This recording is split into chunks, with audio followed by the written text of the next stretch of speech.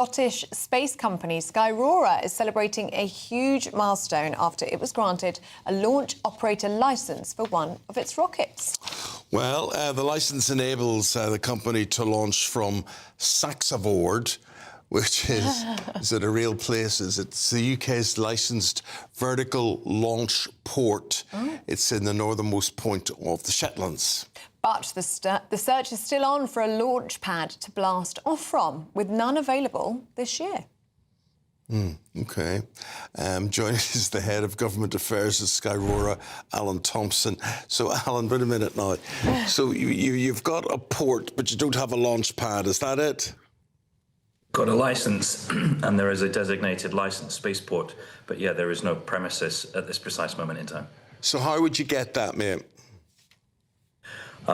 We could, well, in theory, the launch vehicle that we're looking to launch, we have actually demonstrated it can be launched from a farmer's field.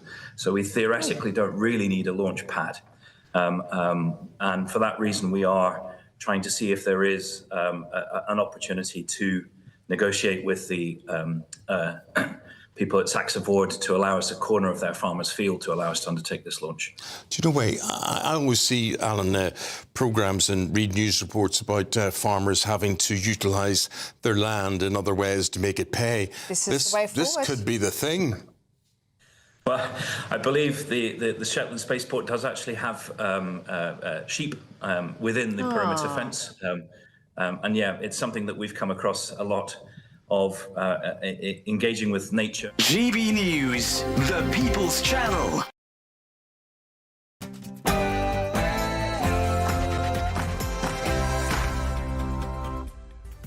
Good afternoon, everybody. It is 3 p.m. Welcome to the Martin Daubney Show on GB News with me, Alex Armstrong. Of course, we're broadcasting from the heart of Westminster and across the entire United Kingdom. Well, the government will fight the closure of the Epping Migrant Hotel. They've taken the first steps to appeal the High Court's ruling banning asylum seekers from being housed there. I'll speak to furious Essex locals later in the show. Though Security Minister Dan Jarvis say they're just clearing up the mess of the Tories. We've made a commitment that we will close all of the asylum hotels by the end of this Parliament, but we need to do that in a managed and ordered way. And hundreds of locals will gather across the country tonight protesting against asylum hotels. And as more strike action is planned by rail and NHS workers, we're asking, is Britain broken?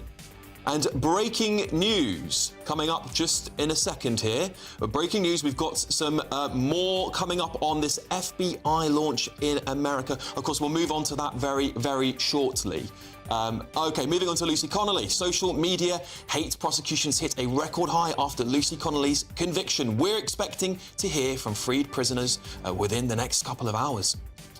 And Saudi Arabia is in crisis as their new $500 billion ski resort looks like it won't be finished in time for the Winter Games in 2029. Can you guess why boiling hot Saudi Arabia is struggling to build winter resort in the desert? And skiing legend Eddie the Eagle will join me with his thoughts.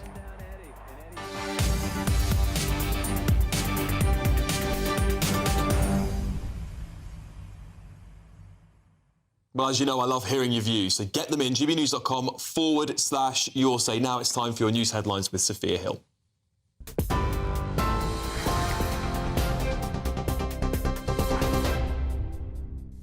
Alex, thank you. Very good afternoon. It's just gone 3 o'clock. These are your latest headlines. Somani Hotel, the owner of the Bell Hotel in Epping, and the Home Office will seek to appeal against the High Court's refusal to allow it to intervene in the case of a hotel used to house asylum seekers in Epping. Shadow Home Secretary Chris Philp says the Home Office's appeal is completely wrong. This comes as a wave of protests outside hotels used as temporary accommodation for asylum seekers is expected in the coming days. The latest figures showed there were more than 32,000 asylum seekers in hotels, marking a rise of 8% during Labour's first year in office. Dozens of demonstrations are planned after a High Court judge ordered the removal of migrants from a hotel in Epping. Security Minister Dan Jarvis, who made the announcement, has spoken on the news. This government will close all asylum hotels and we will clear up the mess that we inherited from the previous government. We've made a commitment that we will close all of the asylum hotels by the end of this Parliament, but we need to do that in a managed and ordered way, and that's why we'll appeal this decision. Police in London have arrested more than 100 people and seized dozens of weapons in a major operation aimed at preventing a repeat of the serious violence at the Hill Carnival last year. Multiple police units, including some armed officers, seized 11 firearms and more than 40 knives.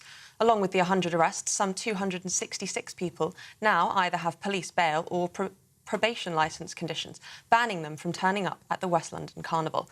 At last year's carnival, 2 people were killed and 349 were arrested.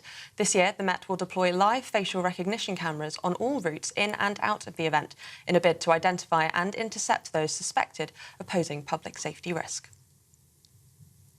TikTok is putting hundreds of jobs at risk in the UK as part of a restructure of its trust and safety operations as it ups its use of artificial intelligence to moderate content. The video-sharing app said it was concentrating our operations in fewer locations globally. Plans for a global restructure will involve jobs in the UK as well as South and Southeast Asia. It's understood that several hundred jobs will be impacted in the UK, where it currently employs more than 2,500 staff. Lucy Connelly, jailed for a post about asylum seekers on the day of the Southport murders, is expected to speak out today for the first time since being released from prison. The 42-year-old wife of Conservative councillor Raymond Connelly left HMP Peterborough on Thursday morning, and it is understood that she will be doing a limited media interviews a day after walking free. Ms Connelly was handed a 31-month sentence after she posted on X, "Mass deportation now, set fire to all the hotels for all I care." She pleaded guilty to inciting racial hatred by publishing and distributing threatening or abusive written material on X and was jailed at Birmingham Crown Court in October last year. The former childminder from Northampton was ordered to serve 40% of her sentence in prison before being released on licence. And the Foreign Secretary David Lammy has described the declaration of famine in Gaza City as utterly horrifying, as he accused the Israeli government of causing a, quote, man-made catastrophe. The IPC says more than 500,000 people in the Strip are facing starvation, destitution and death with catastrophic conditions. Israel's Foreign Ministry rejects the report, saying there is no famine in Gaza. That's as Benjamin Netanyahu says Israel will resume negotiations with the terror group Hamas for the release of all hostages captured during the 7th of October attack. But its military will continue its Gaza City offensive despite the international outcry. The Israeli Defense Forces have begun calling medics and international organisations in northern Gaza to encourage them to evacuate the south ahead of the expanded operation into Gaza City. And scientists have discovered a new species of dinosaur, which had an eye-catching sail along its back and tail, which might have been used to attract mates. The new dinosaur, whose fossils were found on the Isle of Wight, was identified by a PhD student at the University of Portsmouth and the Natural History Museum, Jeremy Lockwood. It's been named after Dame Ellen MacArthur, who also comes from the Isle of Wight. Those are the latest GB News headlines for now. More in just under half an hour. Cheers Britannia Wine Club proudly sponsors the GB News Financial Report. Here's a quick snapshot of the afternoon's markets. The pound will buy you $1.342 and €1.155. The price of gold is £2,482.86 per ounce, and the FTSE 100's at 9,316 points. Cheers Britannia Wine Club proudly sponsors the GB News Financial Report.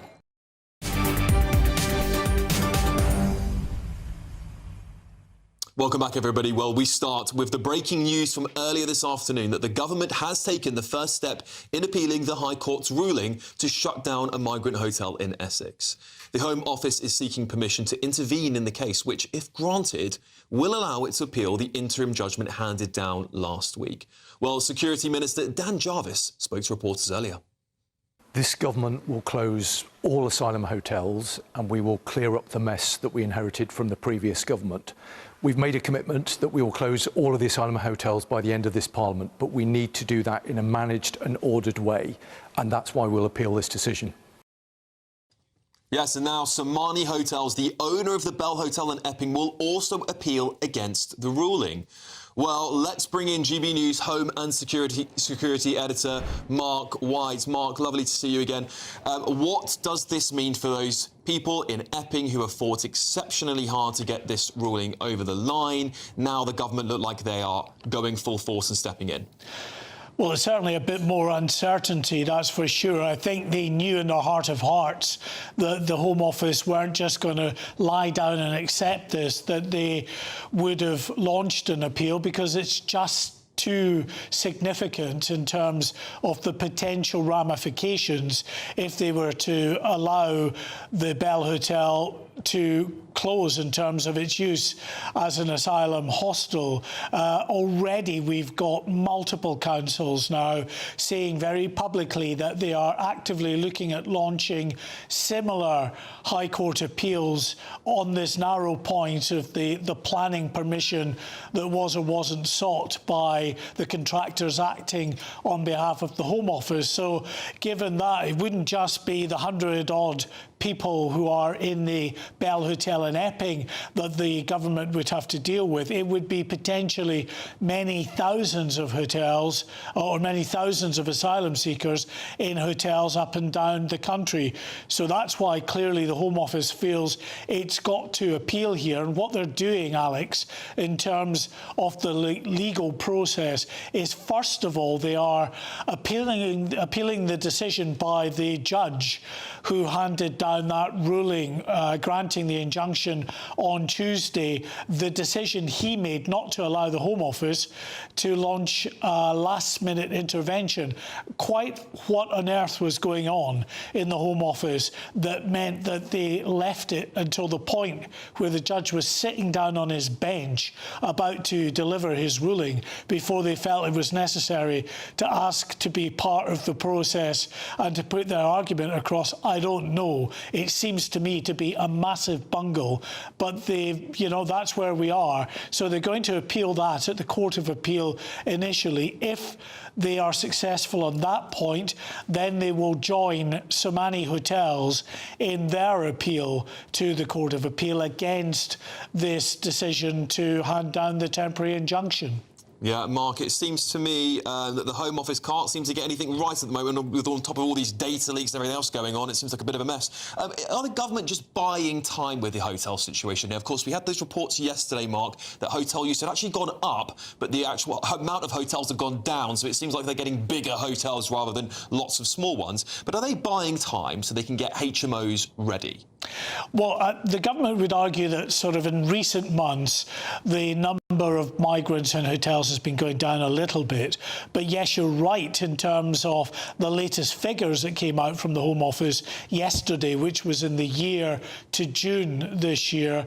It showed an 8% increase in the number of migrants in hotels compared to the number that were in hotels when the Conservatives were in power. During the last 9 months of the Conservatives in office, they actually reduced the number of migrants in hotels by 47%. And they point out that had they been, had they won the election and continued in power and also continued on the trajectory they were on, then now there would have been no migrants in hotels. Now, that may or may not be true. What is true is that it was the Conservatives in the first place who introduced this whole vexed issue of migrants in hotels to deal with what was happening across the Channel, the huge numbers that were coming across the Channel, and no way of accommodating them anywhere. They started the process of hotels, and we are where we are now, with the new government having to try to pick up the pieces and find a way forward. But I really don't think, Alex, they are going down the right route in trying to find a solution to this, because I do feel that putting migrants further into the heart of communities by putting them in flats, houses of multiple occupation are just really going to cause more problems than they'll solve. Yeah, absolutely agreed on that one. It's Mark White, GB News Home and Security Editor. Thank you for joining me, Mark. For more reaction, I'm also joined by GB News political correspondent Catherine Forster in the studio. Catherine, thanks for joining me. I was talking to Mark about the consequences of that there. I think let's talk about the feeling up and down the country because, of course, we've got multiple councils, multiple political parties all saying they want to fight this, but it looks like the government will probably win, from what I can see. It looks like they're probably going to win this appeal for various reasons. But what is that going to do to the spirit of the British people? Do you think that's going to encourage more protests? Well, we just don't know at this point. I mean, they may well win. It's worth saying there was a similar case in Ipswich in 2022. Again, there was an appeal to block use of asylum hotels on this change of use grounds. And the judge decided that the Home Office's legal duty to house asylum seekers overrode any sort of planning technicality. So we will see. Of course, the Home Office are desperate to win this case because it opens the floodgates where they're going to put all these people. Yvette Cooper has made a statement and she said, we agree with communities across the country that all asylum hotels need to close, including the Bell Hotel, and we're working to do so as swiftly as possible as part of an orderly, planned and sustained programme that simply avoids creating problems for other areas or local councils as a result of piecemeal court decisions or a return to the kind of chaos which led to so many hotels being opened in the first place. Now, we know that there's going to be up to 30 protests today and tomorrow. There will also be counter-protests in places all around the country. We also know that about 30 local authorities, including 9 Labour ones, are considering legal action over asylum hotels in their own areas. But, you know, as Katie Lamb, the Conservative MP, said earlier, there's no good answer here because people don't want them in hotels. They think that's deeply unfair, nor do they want them living potentially next door in a house of multiple occupation, lots of young men. Nor previous governments, of course, the Tories tried things like the Bibby Stockholm barge, old military bases and so on and so forth. The problem is, wherever you put these people, communities up and down the country are not happy. Ultimately, what the government has got to do is stop people coming across in the first place. And at the moment, the numbers are up 40% on last year. So for all the government's many levers that they are trying to pull, and I've lost track of how many announcements, they've got to deal with this country, a deal with that country, they're looking at sharing this, that and the other, the numbers go in the wrong direction. It seems that way, Catherine. It really seems that way. I just don't know how they're going to get on top of all this. I really, really don't. Thank you for joining me, political correspondent for GB News, Catherine Forster. Thank you very much. Well, I can also now speak to Conservative councillor in Epping Forest District here, Holly Whitbread. Holly, thank you very much for joining me. This news, of course, won't be very welcome to the people of Epping today. What is the feeling like in your constituency? It's incredibly disappointing and frustrating news. Obviously, it felt like a victory for common sense on Tuesday when we got the High Court ruling. And it was on a planning technicality. And I think what is important to remember is, yes, we've given all the reasons why the Bell Hotel must close and why it's not suitable in Epping. But it also doesn't have proper planning permission. And actually, that's the reason the High Court upheld the claim. So I hope in this appeal that the Court of Appeal will listen to the judgment from the High Court and again come to a common sense decision. It just shows yet again the Home Office riding roughshod over the concerns of my community and the people who feel so frustrated that we've had this dumped on us, essentially. Well, Holly, I'll ask you this, because I think this is a slightly more difficult question, but have we shot ourselves in the foot here by protesting these hotels? Because what's going to happen next, as Catherine Forster was just saying there, is that they're likely going to be pushed to HMOs if the government isn't successful and the hotels get shut down. That means they're going to be on the streets of people, perhaps in Epping, and on the doorstep of people. That surely is going to cause more outrage than them being focused in a hotel. Do you think we're between a rock and a hard place and whatever happens, we're not going to be able to win this? I mean, ultimately, it comes down to the fact that the government need to get a grip of the illegal immigration crisis. The government can say all they want, that they're going to close hotels by the end of this parliament. And that's 4 years away. Communities can't keep having people who we don't know who they are within their communities, whether that be in HMOs or whether it be in hotels. HMOs would be, in my view, completely wrong, and you're just scattering the issue all around different communities. So ultimately, it comes down to the government getting a grip and actually taking a different approach to tackling this illegal immigration crisis. But what I would say is, you know, as a council, what we've tried to do is use all diplomatic and democratic, things that we can do, and legal in the end, to try and get this blocked. I personally chose not to protest, but instead I shouted very loud from the council chamber and in the media to hold the Home Office to account. But ultimately, it's right we stand up for our communities when things like this are absolutely wrong. And we've seen the consequences in Epping with a sexual assault against a schoolgirl. I mean, you can see why people are so angry and frustrated, and the government need to listen. They need to stop the approach they're taking, and they need to get a grip of the crisis we're facing. Yeah, Holly, the government and many will argue that actually they're doing something at least. At least they're looking forward now to HMOs, which is, you know, maybe not an ideal situation for most people, but they're looking to try and end the hotel crisis that was started by the previous Conservative government. At least they're doing something, as where the Tory government before has sat on this issue and made this the exceptional problem that it is today. Would you accept that? I think they're shifting the problem, if I'm being honest. At least the last Conservative government did have a deterrent in place, which was never allowed to be properly enacted in the Rwanda scheme. But what I would say, and what I've said all along, is as a councillor, as a local Conservative councillor, we've always opposed the use of this hotel. It was open under our government and we opposed it then, and it was closed under our government. It took time, but at least it happened. So what I would say is, as a council, it's our job to stand up for our community. And I know that other councils across the country are following suit in a legal sense to do this. But it's not the job of local people in Epping or the local authority to come up with a solution to the illegal immigration crisis, whichever colour of government there is. And Holly, if you could have it your way, what would you have? What would the solution be for you to this entire crisis? I think we need to look again. I mean, we need to look at leaving the ECHR. We also need to look at quicker processing of people.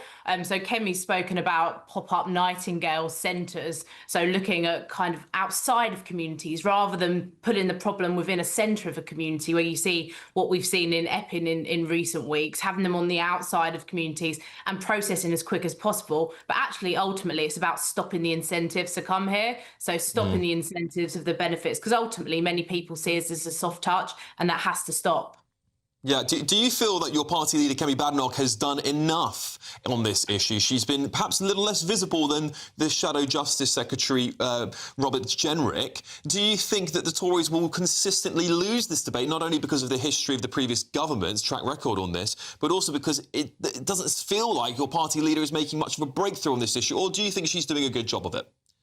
I think that Kemi is trying to get policy in place. I mean, Kemi actually did come to Epping. She spoke to Epping residents about their real concerns about the impact of the hotel on the community. She chose not to attend the protest, but I think that is absolutely valid. But what she did do is give some ideas about what her solution to the problem would be. So actually, I found Kemi's approach actually more helpful than Robert Jenrick's, in listening to the concerns of the community, then also thinking about national ways to tackle the crisis.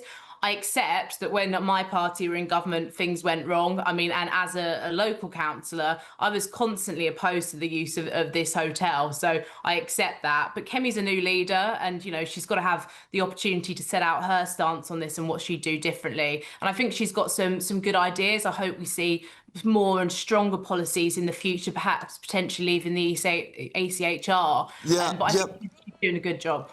Yeah, well, Holly, on that point, because, you know, Kemi Badenoch's been party leader for a while now. She's been the Tory party leader for a while. I appreciate you're just a councillor, you're not a member of the Shadow Cabinet, but I'm going to ask you this anyway, because I think the feeling up and down the nation is that something needs to change policy-wise. Kemi Badenoch has committed herself to this very long policy review with very little outcome. The Reform Party's already committed to leaving the ECHR, but you guys are doing this really long review that doesn't seem to have an end to it. Some of your Shadow Cabinet perhaps also seem a little divided on this issue.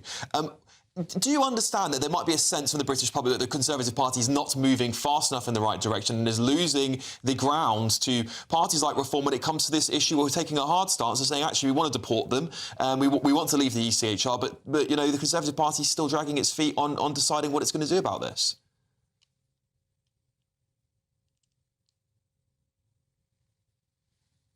Holly, I don't think I can hear you there. Sorry, just lost you for a second there. Hopefully you can hear me now. I think some people have been frustrated with the pace.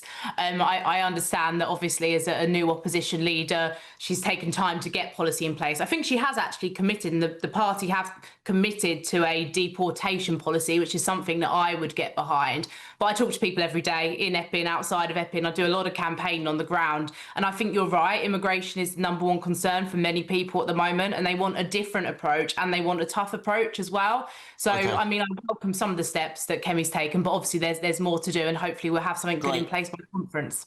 Holly Whitbread, Councillor and Epping Forest District Councillor, thank you very much for joining me. Well, let's cross now live to Donald Trump, who's speaking in Washington. I would have to be there. I'd rather not. I'd rather have them have a meeting and see how they can do. But in the meantime, they continue to fight and they continue to kill people, which is very stupid, because they're losing 7,000 people now. I used to tell you 5, now they're losing 7,000 people a day. 7,000 people a week. They're losing, think of that, they're losing 7,000 people on average a week, mostly soldiers. So we want to see if we can stop it. I've stopped 7 wars.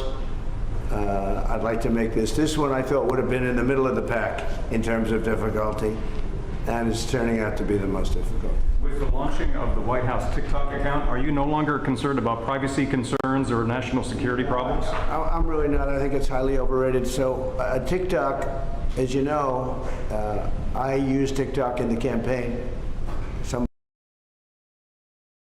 young guy named TikTok Jack. Then I won the young people by 36 points.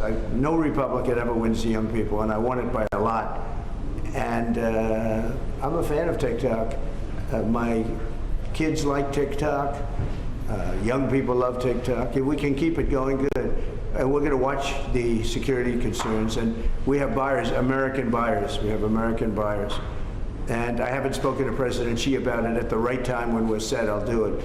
In the meantime, until the complexity of things work out, we just extend a little bit longer. But we have buyers. We have very substantial American buyers that want to buy it. President Trump, would you like Congress to give you more control over DC when they return from recess? Look, DC is a miracle what's happened. I mean, they can come up with fake numbers like the mayor is doing. Oh, no, it was going down for 20 years. You didn't live here. You know, have you been mugged? Okay. DC was a hellhole, and now it's safe. And in fact, I put out this morning, I said, I hate to say this because it doesn't sound very good, but there have been no murders in DC in the last week. That's the first time in anybody's memory that you haven't had a murder in a week. And I think the mayor has to get on the ball because we have a situation, and she's a nice woman, but I'll tell you what, she's got to get on the ball. We have, I don't want to see phony numbers.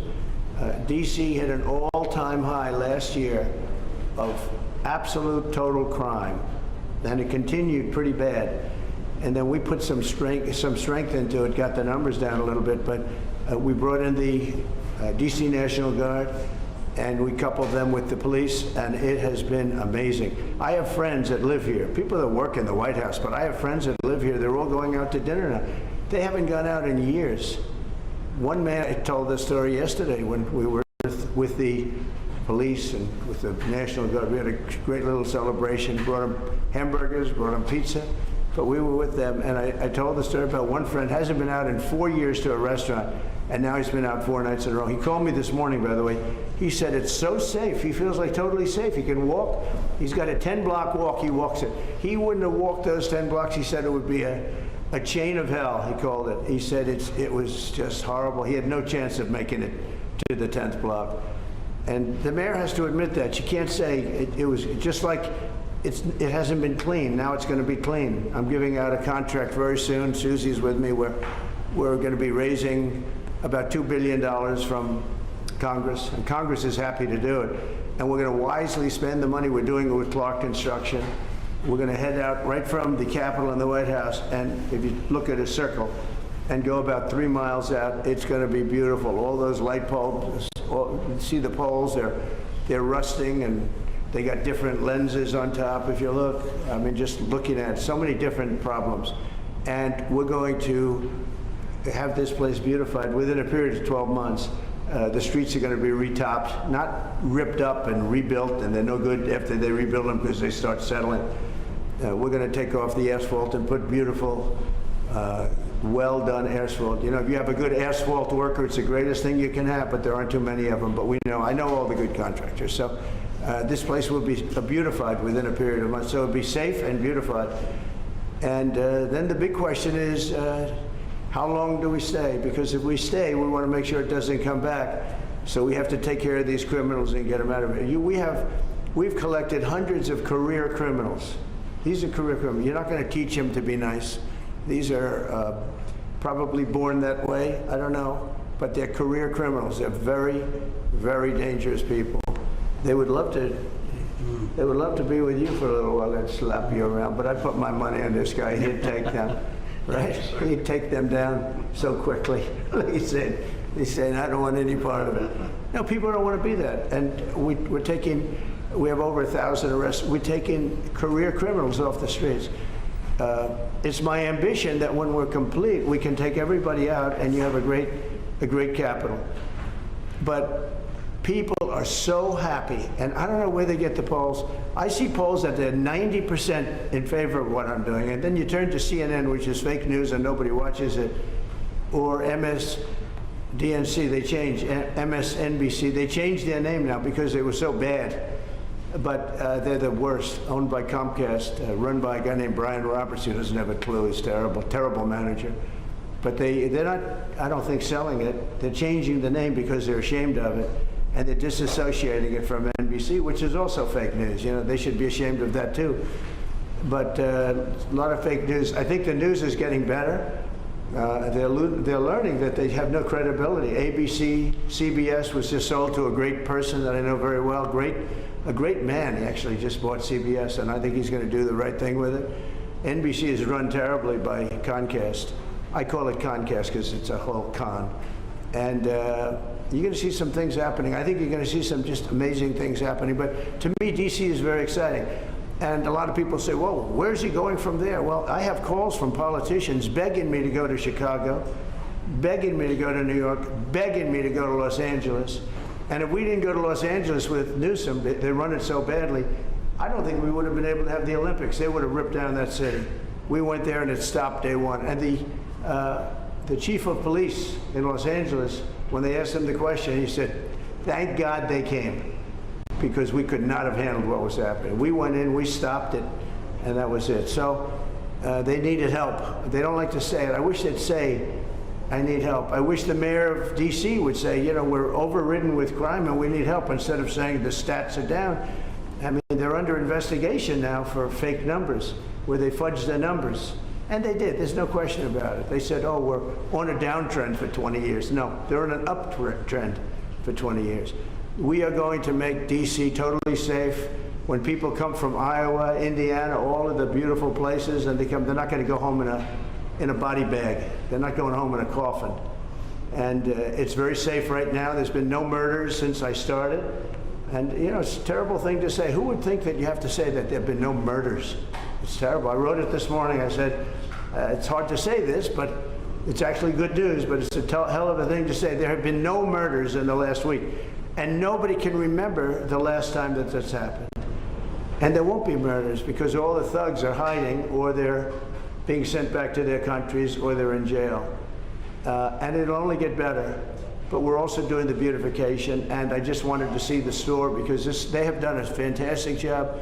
It's memorabilia, it's beautiful books and beautiful everything. It's really, I think the fake news ought to go in and buy some stuff and make happy. I'd pay it, but then you say I'm trying to pay you off, so I don't want to do it. I'd pay the price, but if I did that, Margot, they'd say, he's trying to pay us off, and with the fake news, we can't be bought off. So anyway, so I just want to thank you all. We're going now, and I don't know if you're following. Are you following? We'll have a stop at the really beautiful, what will be beautiful. Right now, I can't use bad language, but it's been so badly run. And they built these cubes outside, these cubes. And there's stairways that go down to little rooms that nobody uses. It's so crazy what they did. They spent hundreds of millions of dollars. It's like throwing money out the window. They built cubes. All it does is block off the view. So I'm either going to use those cubes as a platform. You know, they go down to little stages, but nobody uses them. And we're taking care of our big beautiful stages that people really want. And we have artists from all over the world wanting to come.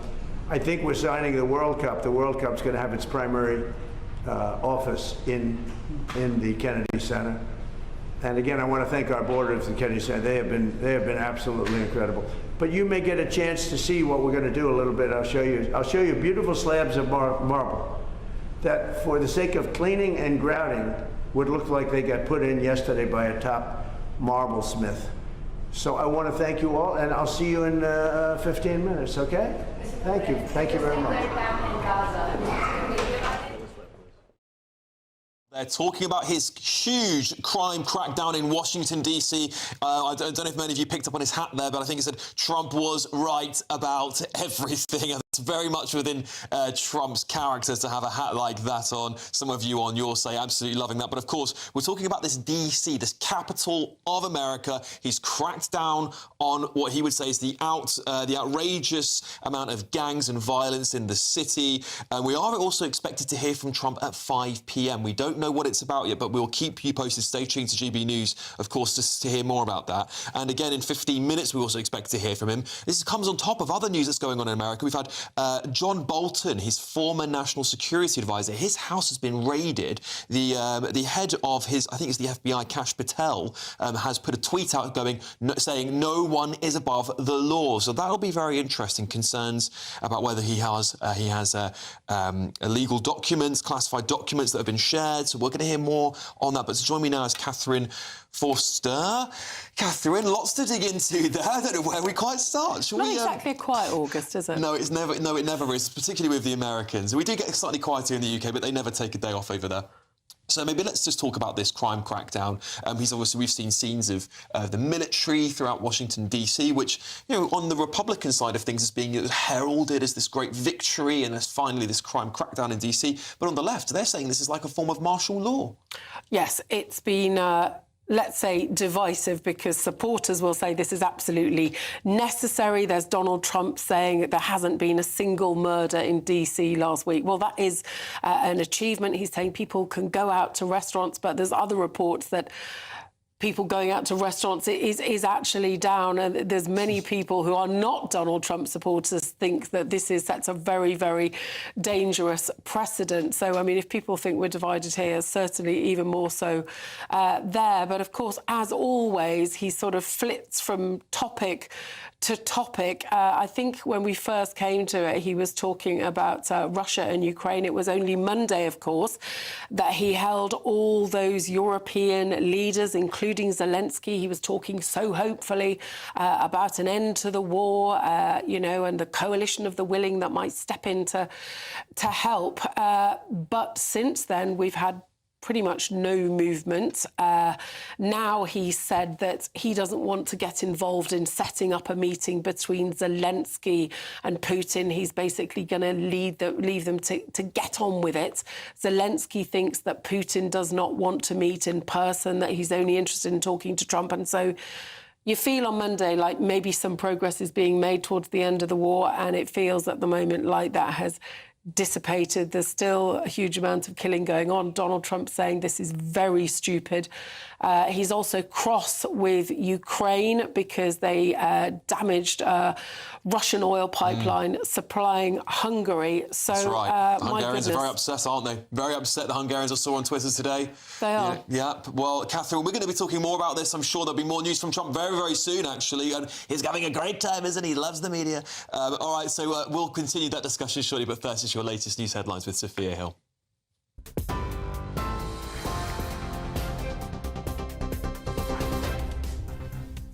Alex, thank you. Very good afternoon. Your latest headlines. Somani Hotels, the owner of the Bell Hotel in Epping, will also appeal against a court order blocking the use of the hotel as accommodation for asylum seekers alongside the Home Office. Lucy Connelly, who was jailed for stirring up racial hatred against asylum seekers online on the day of the Southport murders, is expected to speak out today for the first time since being released from prison. Britain's third largest steelworks, Speciality Steel UK, has collapsed into government control, throwing 1,500 jobs into jeopardy. Thousands of people living abroad will have their child benefits stopped as the government clamps down on people wrongly claiming the payment. Foreign Secretary David Lammy has called the declaration of famine in Gaza City utterly horrifying. But Benjamin Netanyahu says Israel will resume negotiations with terror group Hamas for the release of all hostages captured during the October 7th attacks. Those are the headlines for now. More news at the top of the hour. Take the GB News family with you on any device. As long as you have an internet connection, tune into GB News anywhere on the planet or beyond.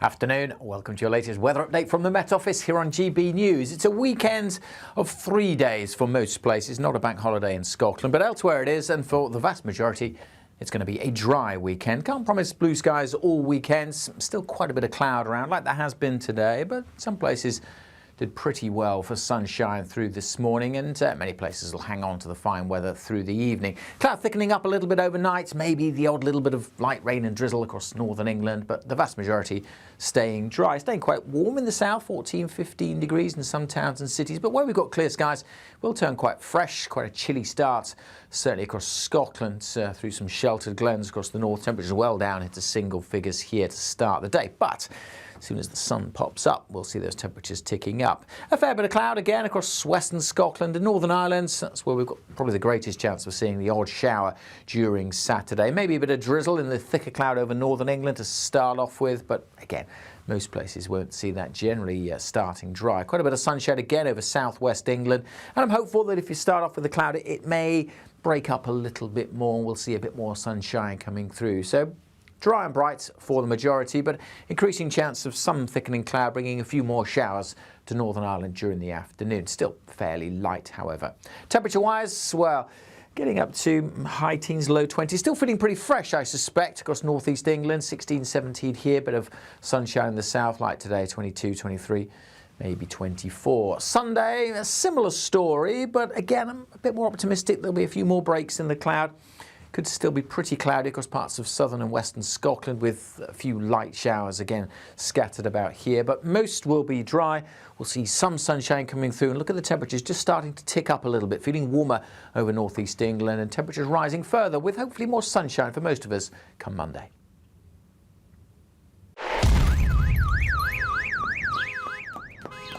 Crash Law 24 sponsors GB News Traffic and Travel Report. Good afternoon. This is the latest AI travel news from gbnews.com. The A9 is closed northbound between Forteviot and Kinkle Bridge. Alternate routes are advised.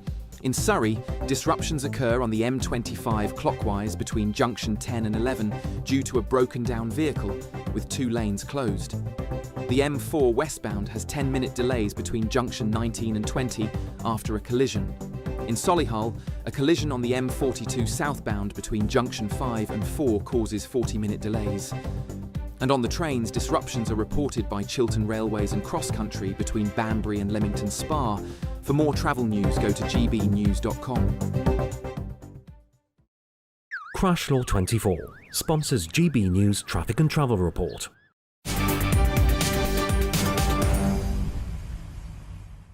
Welcome back to the Martin Daubney Show with me, Alex Armstrong. Well, is Britain broken? Protesters against housing migrants and asylum hotels are due to take place on the streets within the next couple of hours as tensions over immigration is continuing to mount across the country. More strike action has also been announced, risking the disruption of crucial services across the country. The London Underground is soon set to come to a standstill. And if that wasn't all, NHS staff are planning to walk out during their busiest period. And on top of all of that, our prisons seem more overcrowded than ever, with fewer than 1,000 prison cells spare. Well, there's only one man to talk to me about this. It's David Shipley, crime journalist and commentator. David, we are in a mess, aren't we? I mean, you look at all the stuff that's going on in this country, from the strikes to the prisons to the migrant hotels. It really feels like we're at a real clinch point here. But let's maybe start with prisons, because you've done a lot of work on this. Why is it that we only have 1,000 prison spaces left? Well, the short version is that essentially we didn't build any prisons during the last Tory government. There was almost no expansion in prison spaces, and the prison system got a lot worse. So we lost a lot of experienced staff. The the rate at which people are being recalled to prison, so when they're released, they're on a licence, and then when they break conditions or commit a new crime, they get taken back, that went up. The court system collapsed as well, so the wait for trials is going up and up, so more people are being held there. The number of foreign nationals being held in prison increased, and generally the system is collapsing.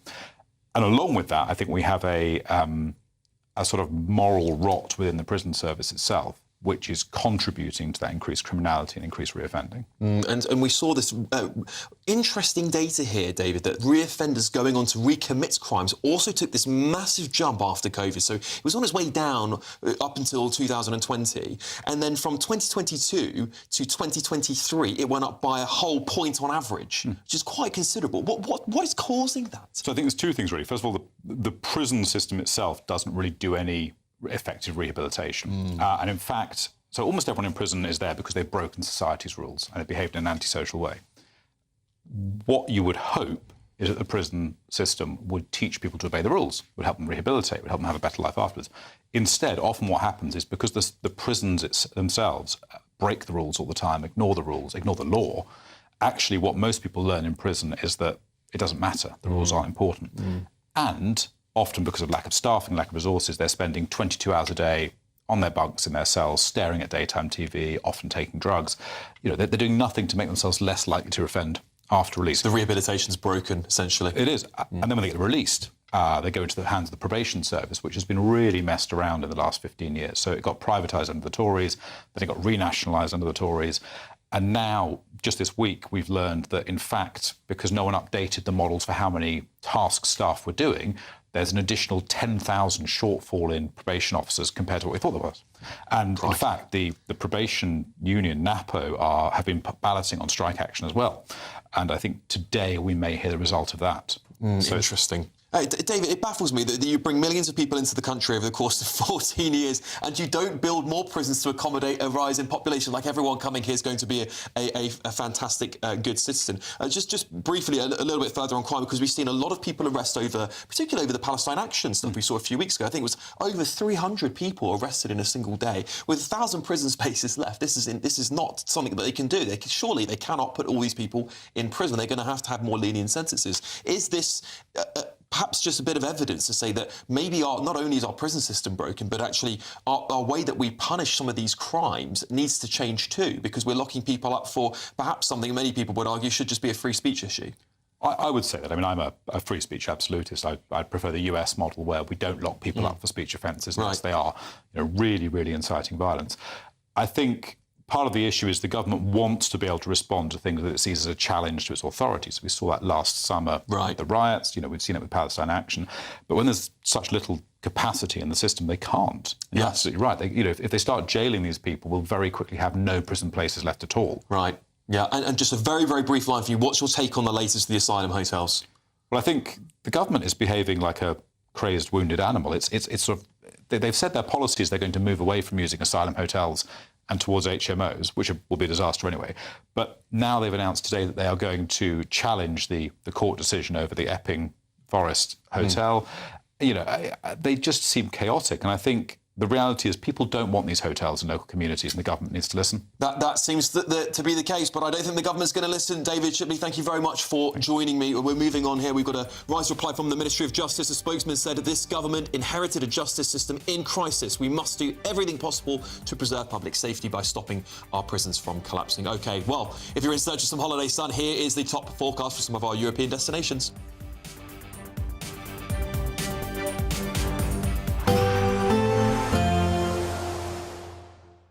Ready to soak up that holiday sunshine? Won't we need some cover? No worries. All sorted. All Clear Travel Insurance sponsors GB News Travel Destinations Forecast. There's the continued threat of heavy showers over parts of Italy and the south of France for the next few days. Plenty of hot, sunny weather in Spain, and the same goes for much of Greece and Turkey as well. There are those heavy showers affecting southern Italy and further north and into the south of France. The chance of a heavy one in Nice. Small risk of a shower towards Barcelona, but most of Spain and Portugal dry and sunny, along with the Canaries. We'll hang on to the sunshine here, but a continued threat of showers in Barcelona and Nice into Monday. All Clear Travel Insurance sponsors GB News Travel Destinations Forecast. Britain was once the envy of the world. But look around. A nation that no longer knows what it is or where it's going. A country that's broken. How do we fix Britain? How do we bring it back? Friday night with Matt Goodwin at 8 p.m. only on GB News. Britain's newsroom. Weekday mornings from 9:30. Ministers are preparing the biggest shake-up of driving rules for 2 decades, and drivers over the age of 70 would be banned from the roads if they fail compulsory eye tests. Changes are expected to be included in a new road safety strategy document to be published in the autumn. And we found this short clip of your driving test, Andrew.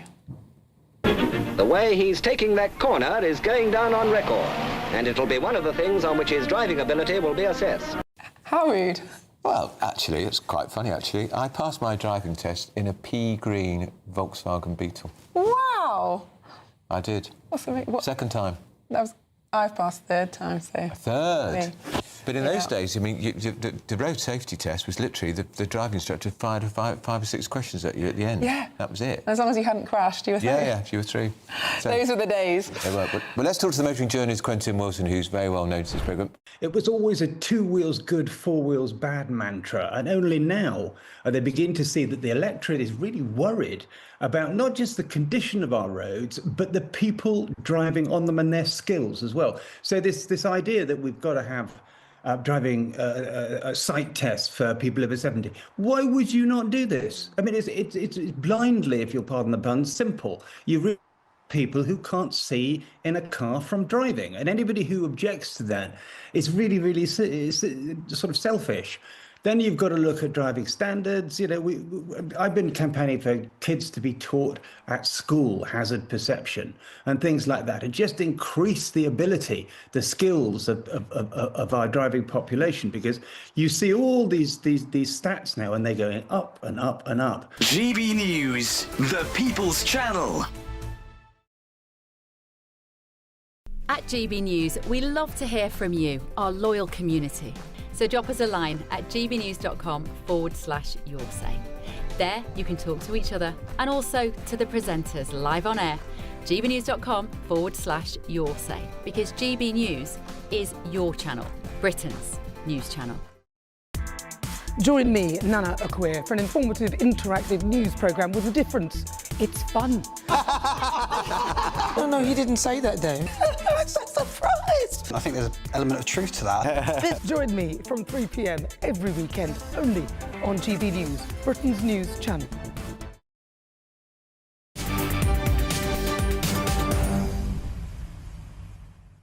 Welcome back, everybody. Well, Saudi Arabia's ambitious plan to host the 2029 Asian Winter Games in the desert looks to be melting away. The futuristic Trojena ski resort, part of the $500 billion NEOM project, is years behind schedule. You can see it on your screens here now.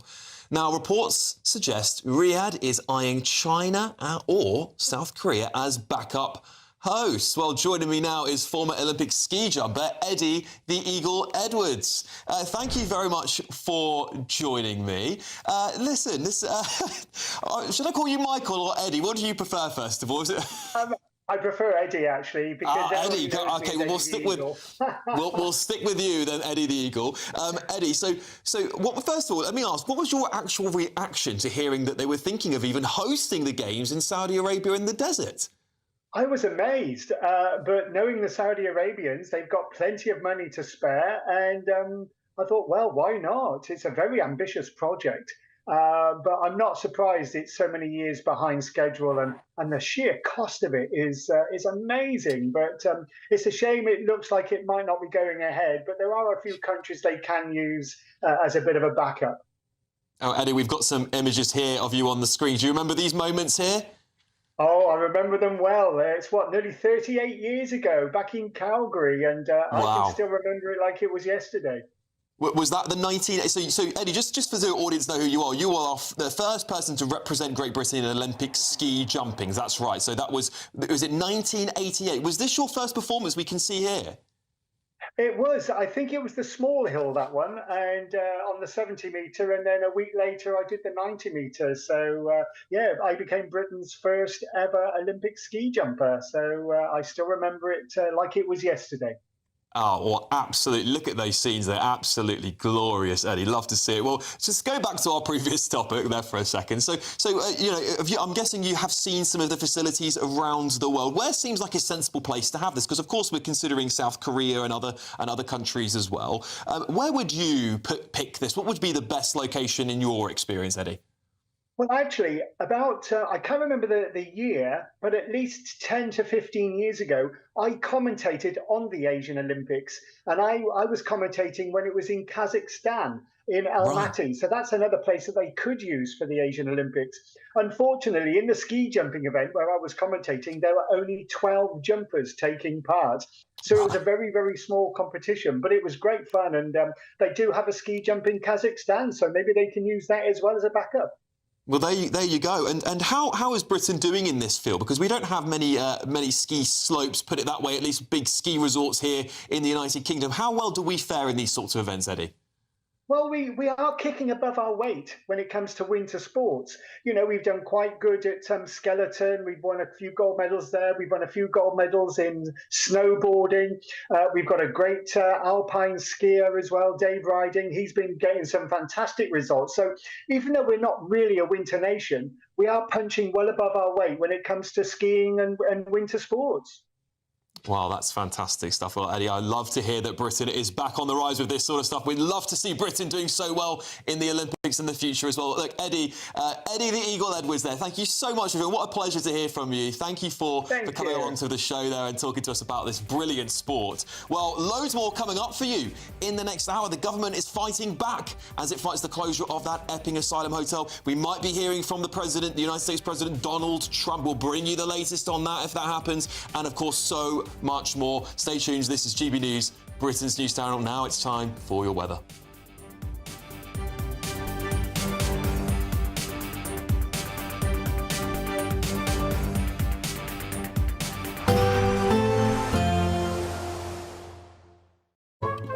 Today's outlook: cool, calm and completely horizontal. Boxed Aircon sponsors the weather on GB News. Afternoon, welcome to your latest weather update from the Met Office here on GB News. It's a weekend of 3 days for most places, not a bank holiday in Scotland, but elsewhere it is, and for the vast majority it's going to be a dry weekend. Can't promise blue skies all weekend, still quite a bit of cloud around like there has been today, but some places did pretty well for sunshine through this morning, and many places will hang on to the fine weather through the evening. Cloud thickening up a little bit overnight, maybe the odd little bit of light rain and drizzle across northern England, but the vast majority staying dry. Staying quite warm in the south, 14, 15 degrees in some towns and cities, but where we've got clear skies, will turn quite fresh, quite a chilly start, certainly across Scotland, through some sheltered glens across the north. Temperatures well down into single figures here to start the day, but as soon as the sun pops up, we'll see those temperatures ticking up. A fair bit of cloud again across western Scotland and Northern Ireland. That's where we've got probably the greatest chance of seeing the odd shower during Saturday. Maybe a bit of drizzle in the thicker cloud over northern England to start off with, but again, most places won't see that, generally starting dry. Quite a bit of sunshine again over southwest England, and I'm hopeful that if you start off with the cloud, it may break up a little bit more and we'll see a bit more sunshine coming through. So dry and bright for the majority, but increasing chance of some thickening cloud, bringing a few more showers to Northern Ireland during the afternoon. Still fairly light, however. Temperature-wise, well, getting up to high teens, low 20s. Still feeling pretty fresh, I suspect, across northeast England. 16, 17 here, bit of sunshine in the south, like today, 22, 23. Maybe 24. Sunday, a similar story, but again, I'm a bit more optimistic. There'll be a few more breaks in the cloud. Could still be pretty cloudy across parts of southern and western Scotland, with a few light showers again scattered about here, but most will be dry. We'll see some sunshine coming through, and look at the temperatures just starting to tick up a little bit, feeling warmer over northeast England, and temperatures rising further with hopefully more sunshine for most of us come Monday. Today's outlook: cool, calm and completely horizontal. Boxed Aircon sponsors the weather on GB News.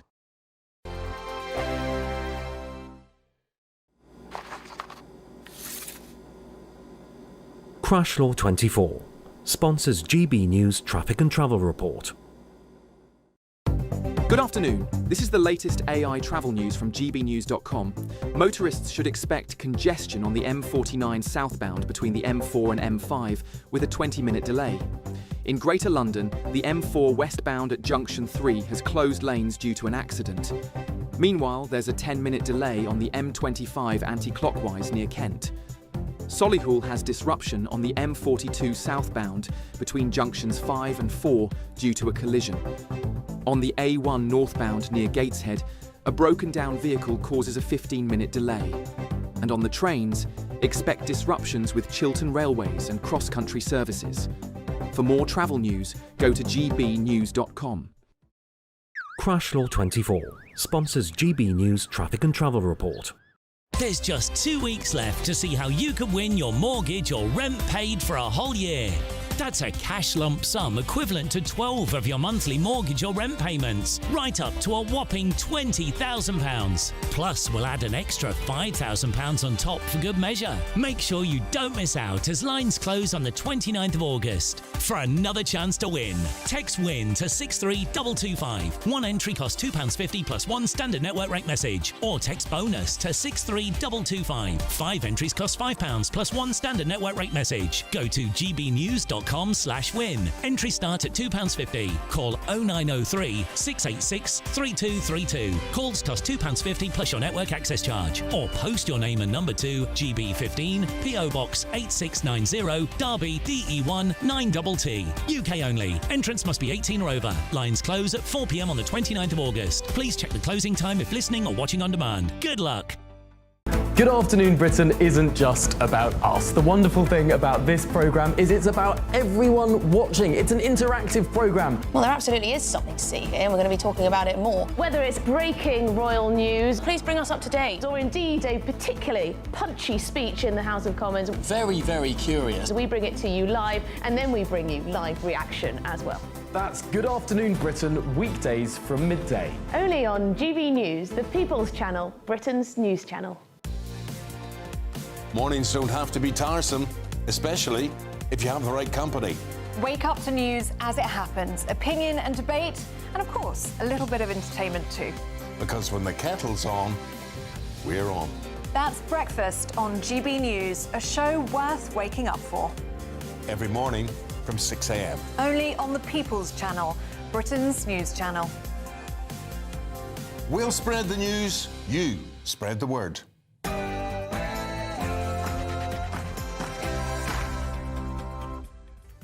Well, good afternoon, everybody. It is 4 p.m. Welcome back to the Martin Daubney Show with me, Alex Armstrong, broadcasting here in Westminster and to all of you across the United Kingdom. Well, the government will fight the closure of the Epping Migrant Hotel. They've taken the first steps to appeal the High Court's ruling banning asylum seekers from being housed there. Epping Tory councillor Holly Whitbread said she's furious with the government. Incredibly disappointing and frustrating news. Obviously, it felt like a victory for common sense on Tuesday when we got the High Court ruling. But Security Minister Dan Jarvis says Labour is just clearing up the mess of the Tories. We've made a commitment that we will close all of the asylum hotels by the end of this Parliament, but we need to do that in a managed and ordered way. And hundreds of locals will gather across the country tonight protesting against asylum hotels. And as more strike action is planned by rail and NHS workers, is Britain broken? Let me know what you think in gbnews.com/your say. Over to Lucy Connelly. Social media hate prosecutions hit a record high after Lucy Connelly's conviction. We're expecting to hear her from as a freed prisoner within the next hour. And Saudi Arabia is in a crisis as their new $500 billion ski resort looks like it won't be finished in time for the Winter Games in 2029. Can you guess why boiling hot Saudi Arabia is struggling to build a winter resort in the desert? Who would have thought that? Well, skiing legend, obviously, Eddie the Eagle joined me earlier with his thoughts, and we'll talk more about that very soon. Of course,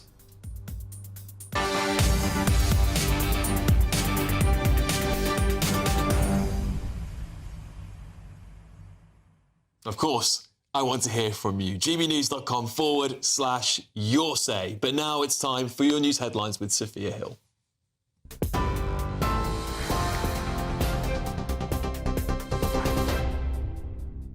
Alex, thank you. Very good afternoon. It's just gone 4 o'clock. These are your latest headlines. Top story, Somani Hotels, the owner of the Bell Hotel in Epping and the Home Office will both seek to appeal against the High Court's refusal to allow it to intervene in the case of a hotel used to house asylum seekers in Epping. Shadow Home Secretary Chris Philp has condemned the Home Office's decision, calling it completely wrong. His comments come ahead of the expected protests outside hotels being used to seek asylum seekers in temporary accommodation over the next few days. New figures reveal that more than 32,000 asylum seekers are currently living in hotels, an 8% increase since Labour's first year in power. Security Minister Dan Jarvis, who made the announcement, has spoken out on the news. This government will close all asylum hotels and we will clear up the mess that we inherited from the previous government. We've made a commitment that we will close all of the asylum hotels by the end of this Parliament, but we need to do that in a managed and ordered way, and that's why we'll appeal this decision. Police in London have arrested more than 100 people and seized dozens of weapons in a major operation aimed at preventing a repeat of the serious violence at the Notting Hill Carnival last year. Multiple police units, including some armed officers, seized 11 firearms and more than 40 knives. Along with the 100 arrests, some 266 people now either have police bail or probation licence conditions, banning them from turning up at the West London Carnival. At last year's Carnival, 2 people were killed and 349 people were arrested. This year, the Met will deploy live facial recognition cameras on all routes in and out of the event in a bid to identify and intercept those suspected of posing a public safety risk. TikTok is set to cut hundreds of UK jobs as it restructures its trust and safety teams, shifting more content moderation to artificial intelligence. The video sharing app said it was concentrating our operations in fewer locations globally. Plans for a global restructure will involve jobs in the UK, as well as in South and Southeast Asia.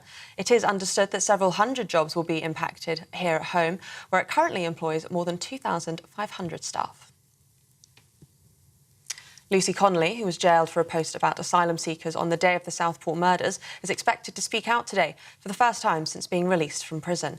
The 42-year-old wife of Conservative councillor Raymond Connelly left HMP Peterborough on Thursday morning, and it's understood that she'll be doing a limited media interviews today. Ms Connelly was handed a 31-month sentence after she posted on X, "Mass deportation now, set fire to all the hotels for all I care." She pleaded guilty to inciting racial hatred by publishing and distributing threatening or abusive written material on X and was jailed in October last year. The former childminder from Northampton was ordered to serve 40% of her sentence in prison before being released on licence. Benjamin Netanyahu says the IPC have ignored recent humanitarian steps by Israel in Gaza amid their declaration of a famine in Gaza City. The UN-backed food security body warns that more than 500,000 people face starvation, destitution and death under catastrophic conditions. The Israeli Prime Minister says that the report is an outright lie and insists that Israel has a policy of preventing starvation. It comes as Mr Netanyahu confirmed that Israel will resume negotiations with terror group Hamas for the release of all hostages captured during the October 7th attacks. But its military will continue its Gaza City offensive despite international outcry. Eric Menendez, the younger of the 2 brothers jailed for killing their parents in Los Angeles in 1989, has been denied parole. He made his first appeal for release from jail yesterday, months after a judge reduced both his and his brother Lyle's sentences.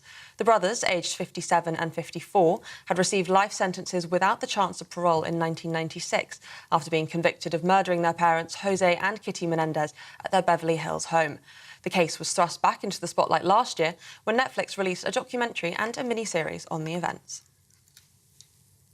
And scientists have discovered a new species of dinosaur, which had an eye-catching sail along its back and tail, which might have been used to attract mates. The new dinosaurs, whose fossils were found on the Isle of Wight, was identified by PhD student at the University of Portsmouth and the Natural History Museum, Jeremy Lockwood. It's been named after sailor Dame Ellen MacArthur, who also comes from the Isle of Wight. Those are the latest GB News headlines for now. More from me in just under half an hour. Cheers Britannia Wine Club proudly sponsors the GB News Financial Report. Here's a quick snapshot of the markets this afternoon. The pound will buy you $1.350 and €1.155. The price of gold is £2,490.09 per ounce, and the FTSE 100's at 9,355 points. Cheers Britannia Wine Club proudly sponsors the GB News Financial Report.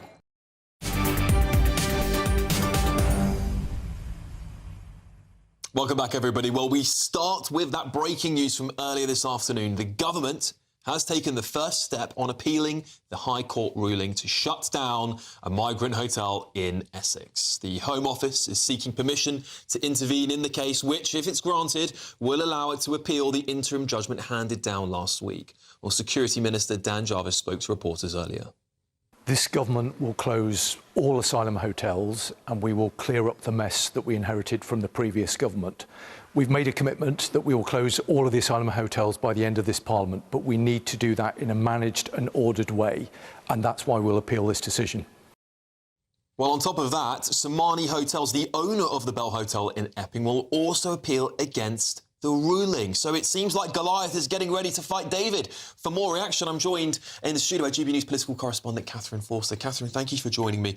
Maybe let's just start, for those who've just tuning in, hearing that news. What does this ruling mean for the potential future of the, let's say, the asylum seekers in the Bell Hotel in Epping? Yes, well, currently, the government has got to move that 100-plus men out of that hotel by September the 12th and put them who knows where.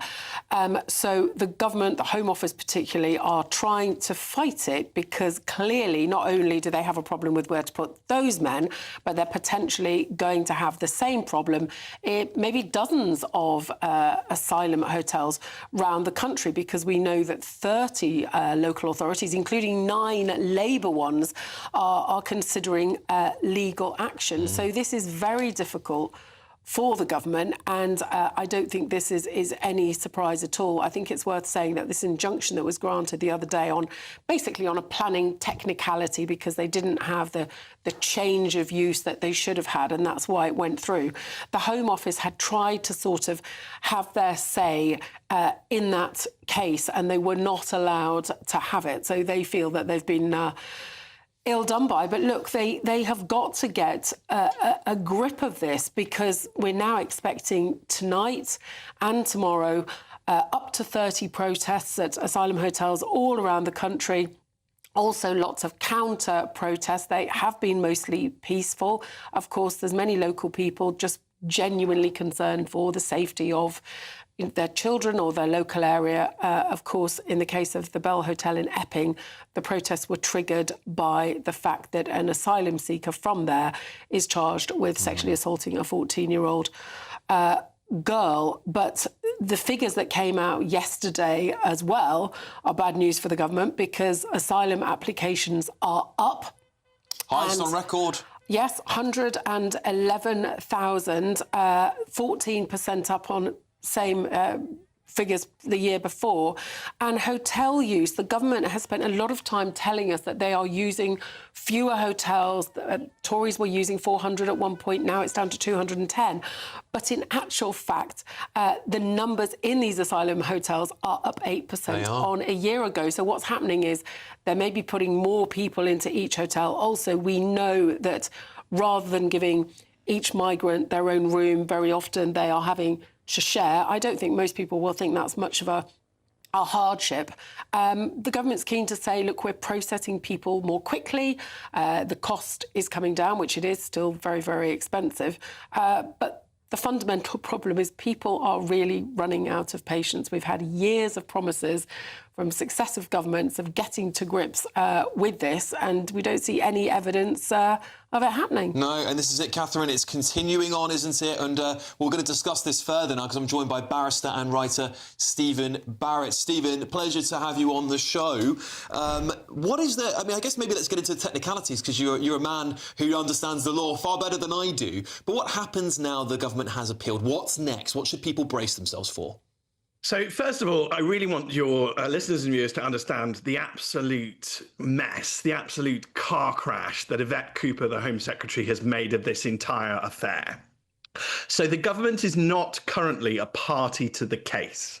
That's, if they're so desperate now that they want to appeal this case, then that's a total admission of failure. That's making incompetent people look gifted. So they should have, if they wanted to be involved in this case, they should have been a party and made themselves a party. As far as I can tell, they sort of turned up on the day and desperately tried to beg the judge's mercy, which again is pretty embarrassing in His Majesty's government.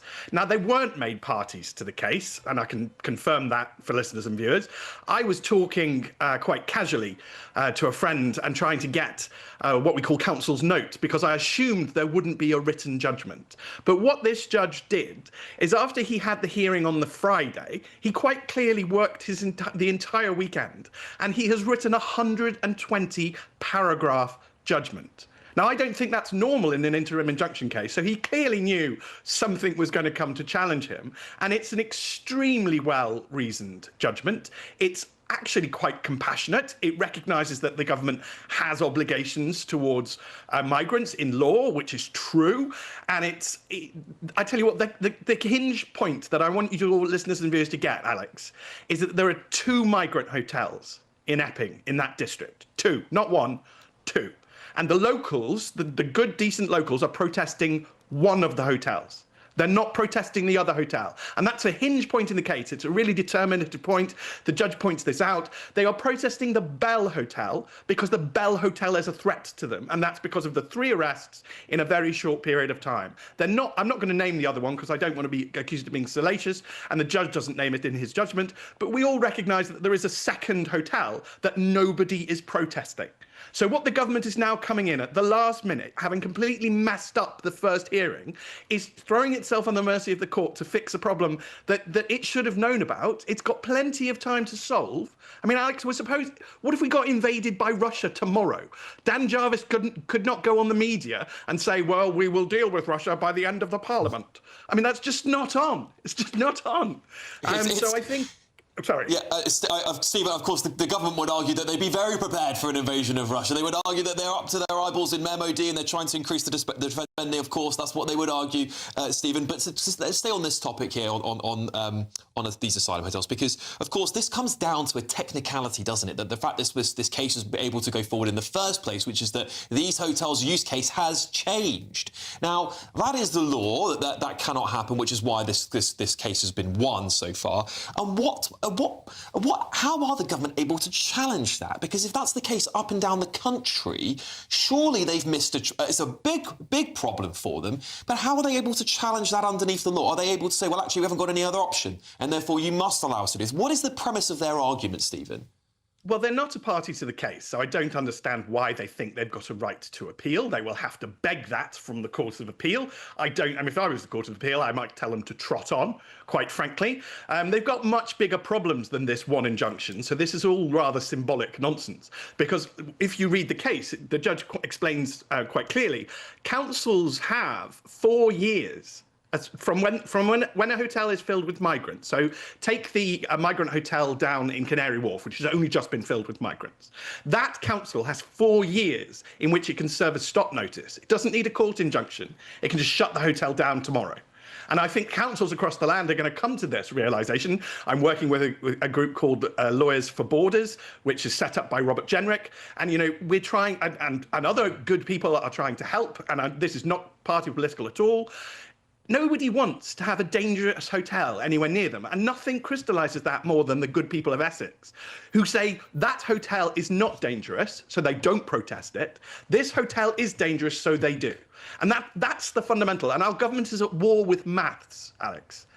Fundamentally. And that comes, I don't want to bore your listeners and viewers, but that comes from the way that they were educated. They really are subjectivists. They think that there is no objective reality and that everything can just be changed by words and altering perception. But you can't. You literally can't go to war with maths. You can't go to war with objective reality. Ultimately, there are X number of hotel rooms. Ultimately, there are X number of HMO rooms. Ultimately, there are X number of buildings in this country. Ultimately, there's X number of tents. And then the migrants keep coming at this utterly ridiculous rate that they are now coming at. All of those numbers are going to be breached. And Dan Jarvis can't just sit there and say, well, by the end of the Parliament, we will probably have done something. I mean, that's also, I want your listeners and viewers to know that that's quite an arrogant statement, Alex, because Parliament could collapse tomorrow. He doesn't have a divine right to last for another few years. Well, that's absolutely how democracy works, Stephen. Of course. I mean, again, just to give some balance here, the government would argue that not all these hotels are dangerous and that we need to have a balanced approach. But that's what they would argue. I'm sure many people on the left would also argue that there are many safe migrant hotels and not all of them are dangerous. But Stephen, I want to move on to this lawyers for borders, not without borders. I think you want lawyers for borders, and what the purpose of that is, and what are you organising? What are you trying to achieve? Well, it's getting back this idea that there is such a thing as objective reality, that this subjectivism, this what we call postmodernism that our leaders are steeped in is just nonsense. But David Starkey told me that Dr. Johnson dealt with this problem by simply kicking a stone. And I've often, when people go into this subjective nonsense, I encourage them to run headfirst at a wall. And I tell them the wall is just subjective, so you'll probably be fine. We need to restore objective reality. On borders, my clothes are a border. You know, we take off our clothes to be intimate with individuals, as adults choose, but they are a border to other adults so that we don't do that. My front door with a lock on it is a border.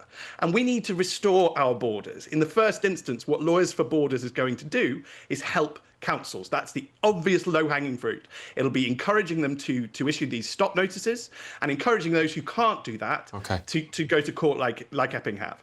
Okay, But Stephen then Barrett, we will then right. evolve. Stephen, thank you so much for joining me. Brilliant as ever. Stephen Barrett, barrister and writer there. Well, I'm just going to read a writer's reply from the government here. Earlier this afternoon, Home Secretary Yvette Cooper released the following statement. This government inherited an asylum system in chaos, with decision-making at a standstill, the backlog soaring and tens of thousands of asylum seekers staying in expensive asylum hotels with no prospect of their case being resolved. As set out in our manifesto, this government will end the asylum hotels and bring the number of people in the asylum accommodation system right back down. We have already taken immediate action to start fixing the broken asylum system we inherited, doubling the rate of asylum decision-making, increasing the removal of failed asylum seekers by almost 30%, and taking action to prevent overseas workers and students claiming UK asylum when their visas expire. Well, there you have it. Well, with several councils planning legal challenges against the use of hotels, many people are asking where migrants can be kept, if not in hotels. Well, to help us answer that question is Director of the Migration Observatory at the University of Oxford, Dr. Madeline Sumption. Thank you, Madeline. Thank you very much for joining me. Where will they all go? I think I've got a good idea, but Madeline, what do you think? Well, it's too early to say how soon the government will have to move people out of hotels, because it depends on how that legal process unfolds. But let's assume that they're going to do that either by the end of the Parliament, or that they will be forced to do it slightly faster as a result of the legal challenges.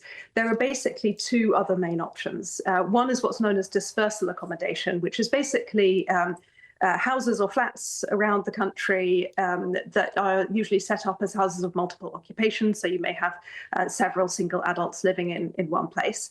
Now, that's been the main way that the UK has accommodated asylum seekers for years, and it still actually is today. There are more people in dispersal accommodation than in hotels, but it's difficult for the government to source that accommodation because of the cost of housing in the UK, the shortage of housing, the fact that many other people are also competing for those homes.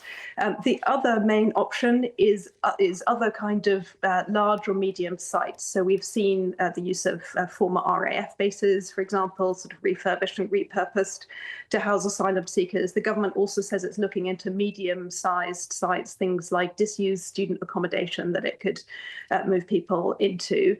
That's also challenging. Partly, actually, there was an official audit report a little while back that said that the costs of housing people in those sites, more dormitory-style accommodation, had actually been higher than expected particularly because of some of those upfront refurbishment costs, and because the occupancy wasn't always as high as the government had expected.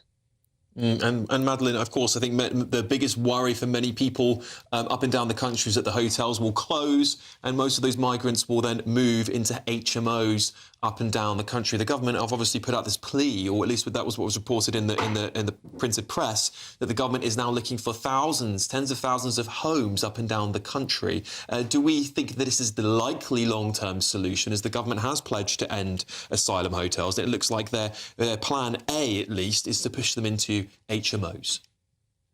Yeah, so that's basically what's already happening for most asylum seekers. It's around 30% of asylum seekers who are still waiting for their initial decisions, who are currently housed in hotels. Most people are in these houses or flats, as you say, usually HMOs, and they can, in some ways, they can actually be slightly less controversial than hotels where people are all concentrated in one place, because people are less visible in the community, and you don't have a venue like a hotel that might otherwise be used for events, weddings, that kind of thing, taken out of action. And Madeleine, just briefly then, what is your take on the government? Obviously, the breaking news today that the government is pushing back on that ruling on the lease, the Epping Bell Hotel. What do you make of this situation there? Do you think the government has got a chance of winning that debate?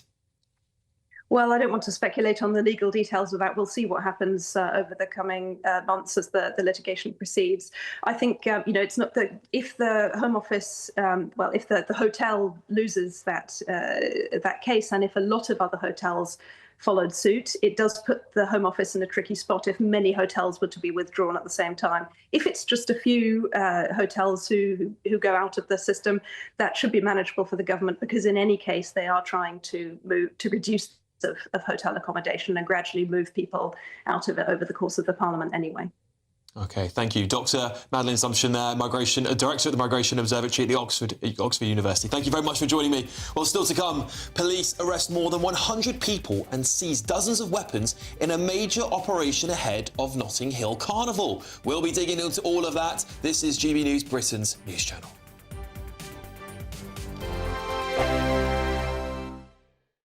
Britain was once the envy of the world. But look around. A nation that no longer knows what it is or where it's going. A country that's broken. How do we fix Britain? How do we bring it back? Friday night with Matt Goodwin at 8 p.m. only on GB News. At GB News, we are proud to stand for you. For the Britain you love. For the communities you live in. That's what makes us the fearless champions of Britain. Its voices and its values. Because we, at GB News, the People's Channel, Britain's news channel. You've read the headlines, you've heard what those in power have to say. How about now we actually get to the truth? They would pay attention. We go beyond the political theatre and tell you what's really going on behind the scenes. For a massive council tax hike, one of the biggest in the UK. Others follow their lines, but we go off script. You sound like a broken record, you say that week after week. Cutting through the narratives and giving you unique perspectives. That's Ben Leo tonight, Saturdays and Sundays from 9 p.m. on GB News, Britain's news channel.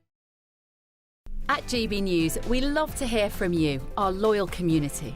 So drop us a line at gbnews.com/yoursay. There you can talk to each other and also to the presenters live on air.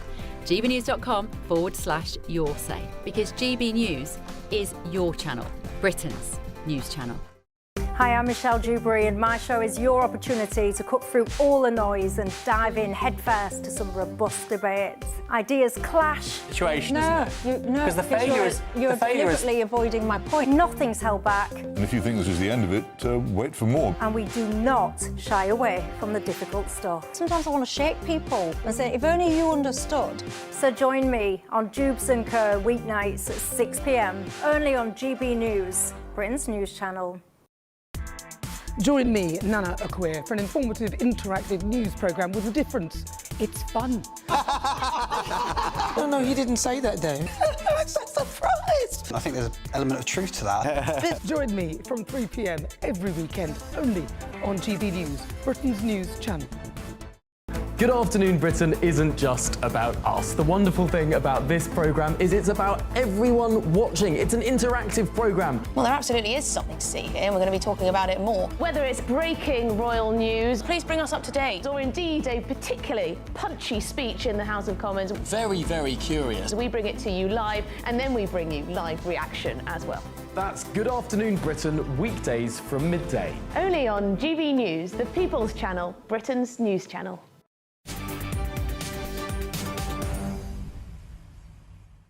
Welcome back to the Martin Daubney Show. I'm Alex Armstrong here on GB News. Well, police in London have arrested more than 100 people and seized dozen weapons in a major operation aimed at preventing a repeat of the serious violence that marred the Notting Hill Carnival last year.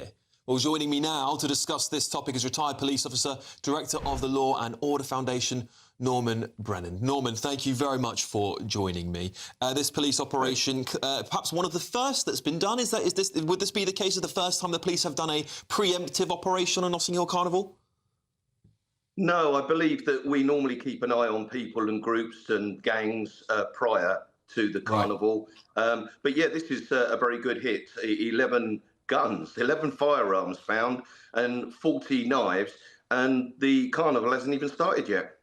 Yeah, quite severe numbers when you think about it. Firearms, I mean, there's not the sort of thing you expect to hear, particularly here in the United Kingdom. Now, just briefly on this, because I want to talk to you about the broader aspects of Notting Hill Carnival, but you know, were we concerned, though? Would the police be concerned that these firearms might have been used at Notting Hill Carnival? Is that why they've gone and made these arrests, at least, or these seizures? Well, the preemptive arrests were normally intelligence-led. We'd know who the gangs are, who's involved in the gangs. And it's clear that we thought that they were, or the police thought they were a very serious threat. And to seize 11 guns and 40 knives just shows how serious a threat that these individuals could pose if they attend the carnival with them.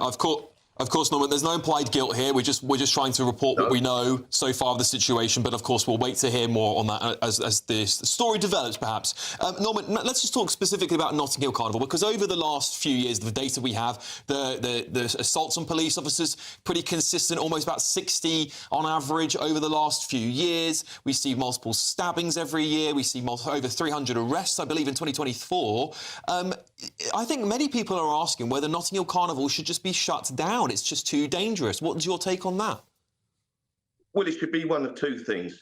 It either should be closed down or moved to Hyde Park. There are hundreds of thousands of individuals in such a confined space. And there are always gangs that we monitor that travel around. I've been on a number of Notting Hill carnivals. It's what the police dread. A sergeant last year, I think, said that he'd rather walk over broken glass than police Notting Hill Carnival. And that really is the view of the police. And I recall the last Notting Hill Carnival I did, the very last one I did, the very last call I got was to a petrol station in Harrow Road for an armed man. I rushed there with my inspector. I was unarmed. I was in full uniform. It could have been my last carnival. That's how serious these calls are, and that's how dangerous the police officers face from some people that attend that shouldn't attend, and their only intent is to injure or kill those other rival gang members or anyone that gets in their way. Yeah, and Norman, many people obviously argue that Notting Hill Carnival is part of a cultural celebration and moving it to Hyde Park would completely take away the meaning of it.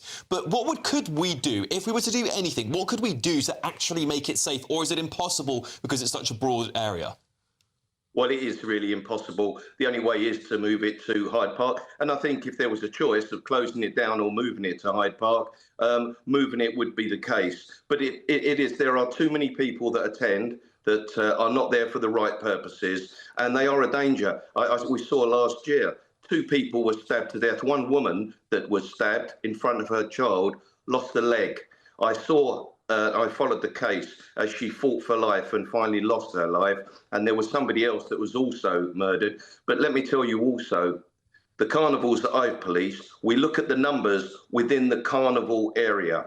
There are lots of stabbings and criminality committed on the peripheral of the area, which are connected to Notting Hill, but they try not to include them to try and appease the community to say, look, we're not going to try and exaggerate the numbers, but we actually do exaggerate the numbers. It is too dangerous.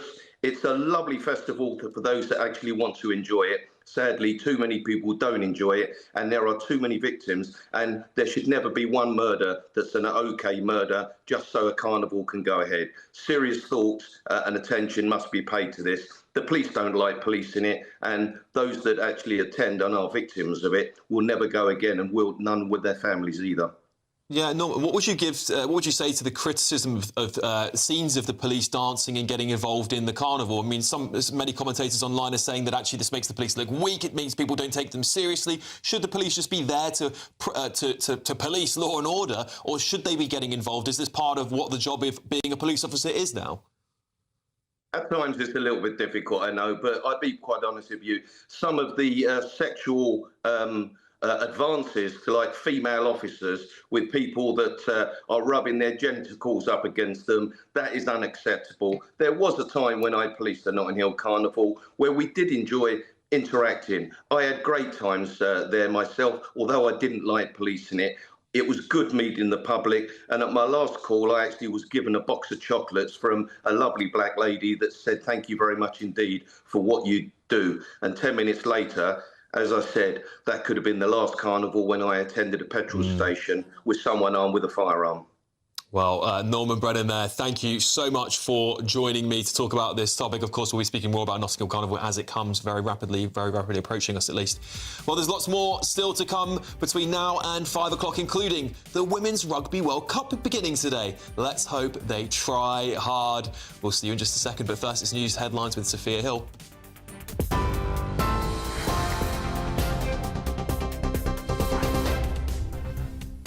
Alex, thank you. Very good afternoon. Your latest headlines. Somani Hotels, the owner of the Bell Hotel in Epping, will also appeal against a court order blocking the use of the hotel as accommodation for asylum seekers. That is alongside the Home Office. Lucy Connelly, who was jailed for stirring up racial hatred against asylum seekers online on the day of the Southport murder, is expected to speak out today for the first time since being released from prison. Britain's third largest steelworks, Specialty Steel UK, has collapsed into government control, throwing 1,500 jobs into jeopardy. Benjamin Netanyahu says the IPC have ignored recent humanitarian steps by Israel in Gaza amid their declaration of a famine in Gaza City. It comes as the UN-backed food security body warns that more than 500,000 people face starvation and death under catastrophic conditions. Those are the headlines for now. More news at the top of the hour. For all the latest from GB News whilst you're on the go, get the GB News app. Scan the QR code now to download or visit gbnews.com/app.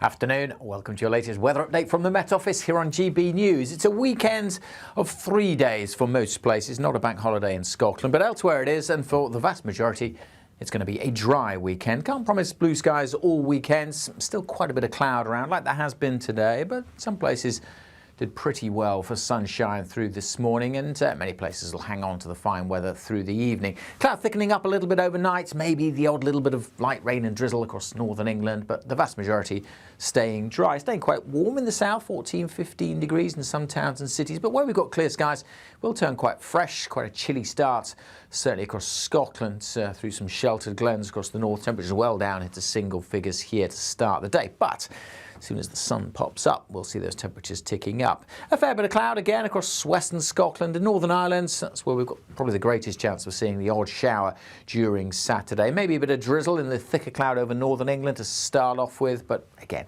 most places won't see that, generally starting dry. Quite a bit of sunshine again over southwest England, and I'm hopeful that if you start off with the cloud, it may break up a little bit more. We'll see a bit more sunshine coming through. So dry and bright for the majority, but increasing chance of some thickening cloud, bringing a few more showers to Northern Ireland during the afternoon. Still fairly light, however. Temperature-wise, well, getting up to high teens, low 20s. Still feeling pretty fresh, I suspect, across northeast England. 16, 17 here, bit of sunshine in the south, like today, 22, 23. Maybe 24. Sunday, a similar story, but again, I'm a bit more optimistic. There'll be a few more breaks in the cloud. Could still be pretty cloudy across parts of southern and western Scotland, with a few light showers again scattered about here, but most will be dry. We'll see some sunshine coming through, and look at the temperatures just starting to tick up a little bit, feeling warmer over northeast England, and temperatures rising further with hopefully more sunshine for most of us come Monday.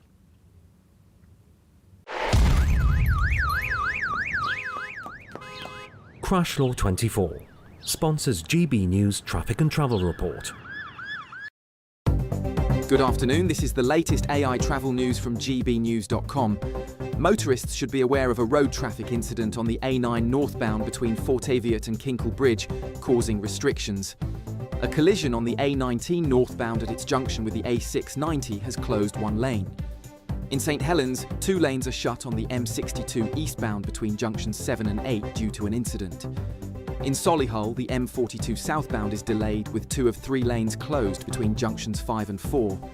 And on the trains, Great Western Railway is disrupted between Bourne End and Marlow, while northern services are replaced by buses between Sellafield and Whitehaven. For more travel news, go to gbnews.com. Crash Law 24 sponsors GB News Traffic and Travel Report.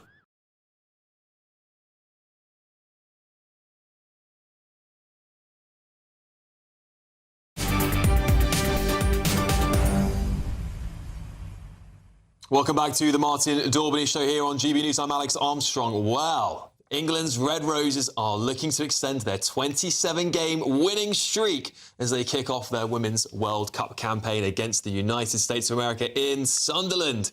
The home nation are hoping the tournament will be a seismic moment for the sport, with more than 330,000 tickets already sold. Well, we can now speak with the director of women's documentary, No Woman, No Try. I love that name, Victoria Rush. Welcome to the show. I love the name of your documentary, and that's absolutely genius.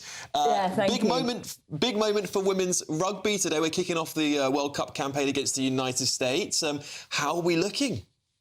Oh, I think we're looking pretty good. Like you said, 27 wins in a row. The last match the Red Roses did lose was unfortunately the last Rugby World Cup final in 2021. But other than that small blip, they are essentially unbeatable.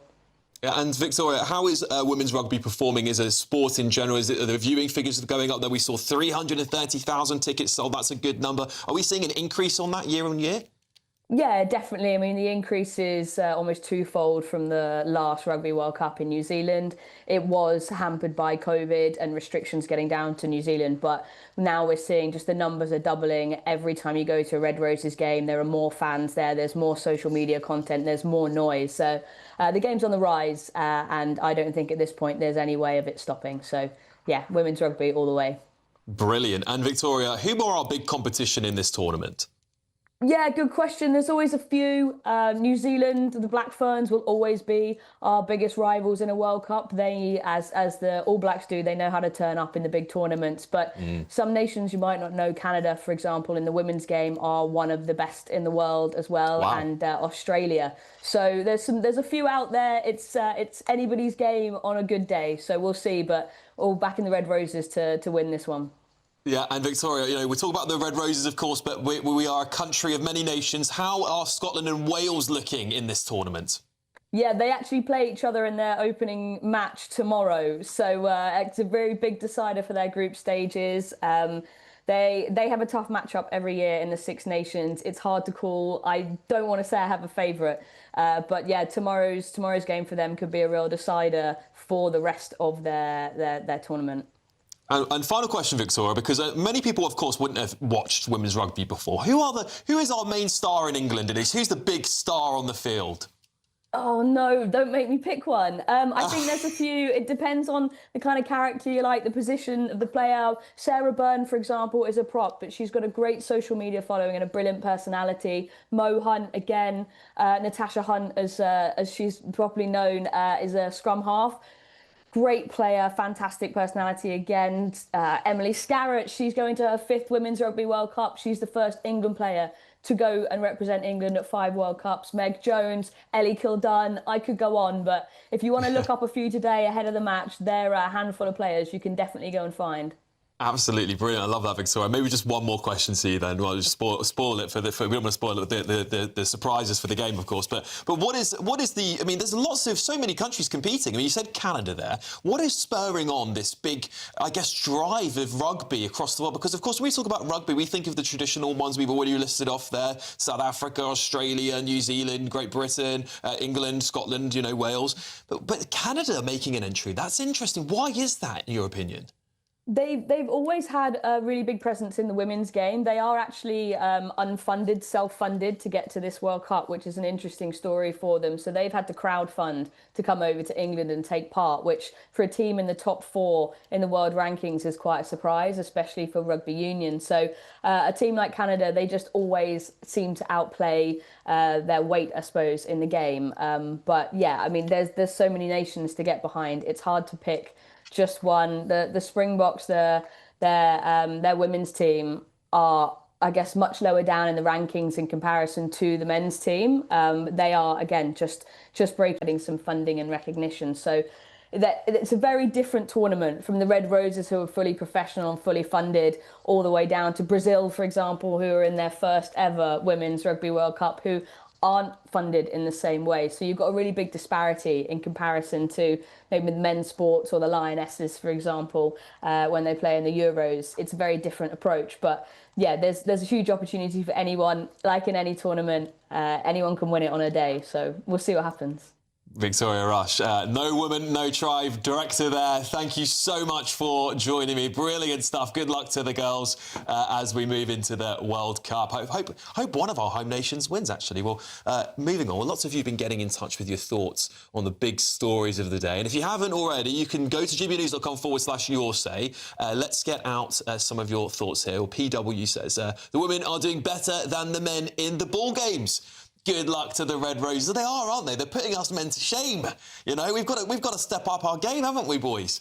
Hassa says a Women's Rugby World Cup starts tonight. England versus USA. Never seen the shirt worn with so much passion. And I think because, you know, this is, I guess, women's sport is becoming a bigger thing now, that the women showing some of that passion that some of the men lack. And maybe a lot of the men are overpaid sometimes, don't have that passion for the country, playing for the country anymore. But I think we all think of the signs of when England won the Euros. The Women's England team won the Euros, and we saw some of those beautiful moments of women celebrating their nationality, celebrating their Englishness, and I just love to see that. So more of that. Well, anyway, if you're in search of some holiday sun, here is a forecast for some of our top European destinations.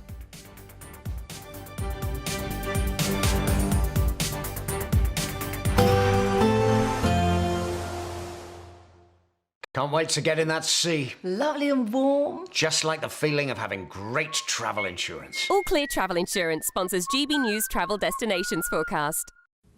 There's the continued threat of heavy showers over parts of Italy and the south of France for the next few days. Plenty of hot, sunny weather in Spain, and the same goes for much of Greece and Turkey as well. There are those heavy showers affecting southern Italy and further north and into the south of France. The chance of a heavy one in Nice. Small risk of a shower towards Barcelona, but most of Spain and Portugal dry and sunny, along with the Canaries. We'll hang on to the sunshine here, but a continued threat of showers in Barcelona and Nice into Monday. All Clear Travel Insurance sponsors GB News Travel Destinations Forecast. In the GB Newsroom, we bring you the news as it happens. With our team of dedicated journalists across the UK, we're ready to keep you up to date with what's happening every half an hour, every single day. Bulletins here on GB News, the People's Channel, Britain's news channel. GB News Breakfast, every day from 6 a.m. So this story has caught my eye in the Times today. Teenage pupils are being given lessons in how to make a phone call. Oh, God. You've heard that right. This is from UCAS. This is the University Admissions Service. And basically, if you miss your university grades, you have to get on the phone to clearing and try and negotiate yourself a place at university. Yeah. Teenage pupils these days do not know how to do that, to pick up the phone and negotiate. So schools are having to run workshops where people are being taught, and I quote, how to say hello and knowing that you will need your UCAS number. These skills? How have when has all this happened, and why has all of this happened? Because they don't make casual phone calls. You know how you just pick up the phone and be like, hi, how are you doing? How's your afternoon? They don't do that anymore. They just send texts or voice. I disagree. This is a new thing. Really? I got my brother into university via clearing by phone because he was so broken about his grades. Really? That was in 1999. I rang them up and I got him into a better place than he was going to anyway, because there's so much rich pickings to be had in clearing, or there was in those days. Also got the son of the landlord of a pub I was working at. He flunked his grades as well, and I managed to get him in.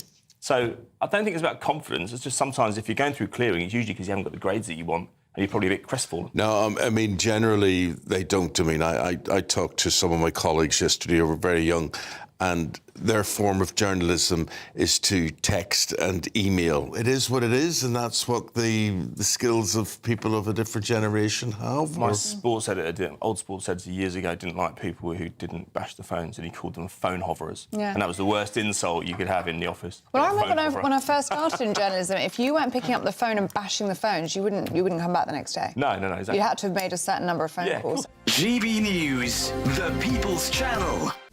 This is Britain's newsroom, where your voice matters. It's just astonishing. With expert analysis and honest opinion, we don't just keep you informed. We bring you unique perspectives you won't see anywhere else. Can't argue with any of that. When the news happens, it happens here. On Britain's newsroom, weekdays from 9:30 a.m. Only on GB News.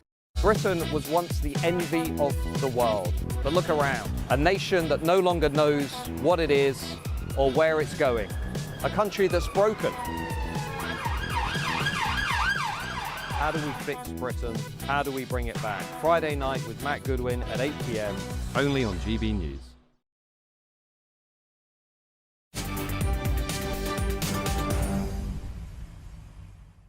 Welcome back to the Martin Daubney Show with me, Alex Armstrong. Well, we're going to talk about arachnophobia.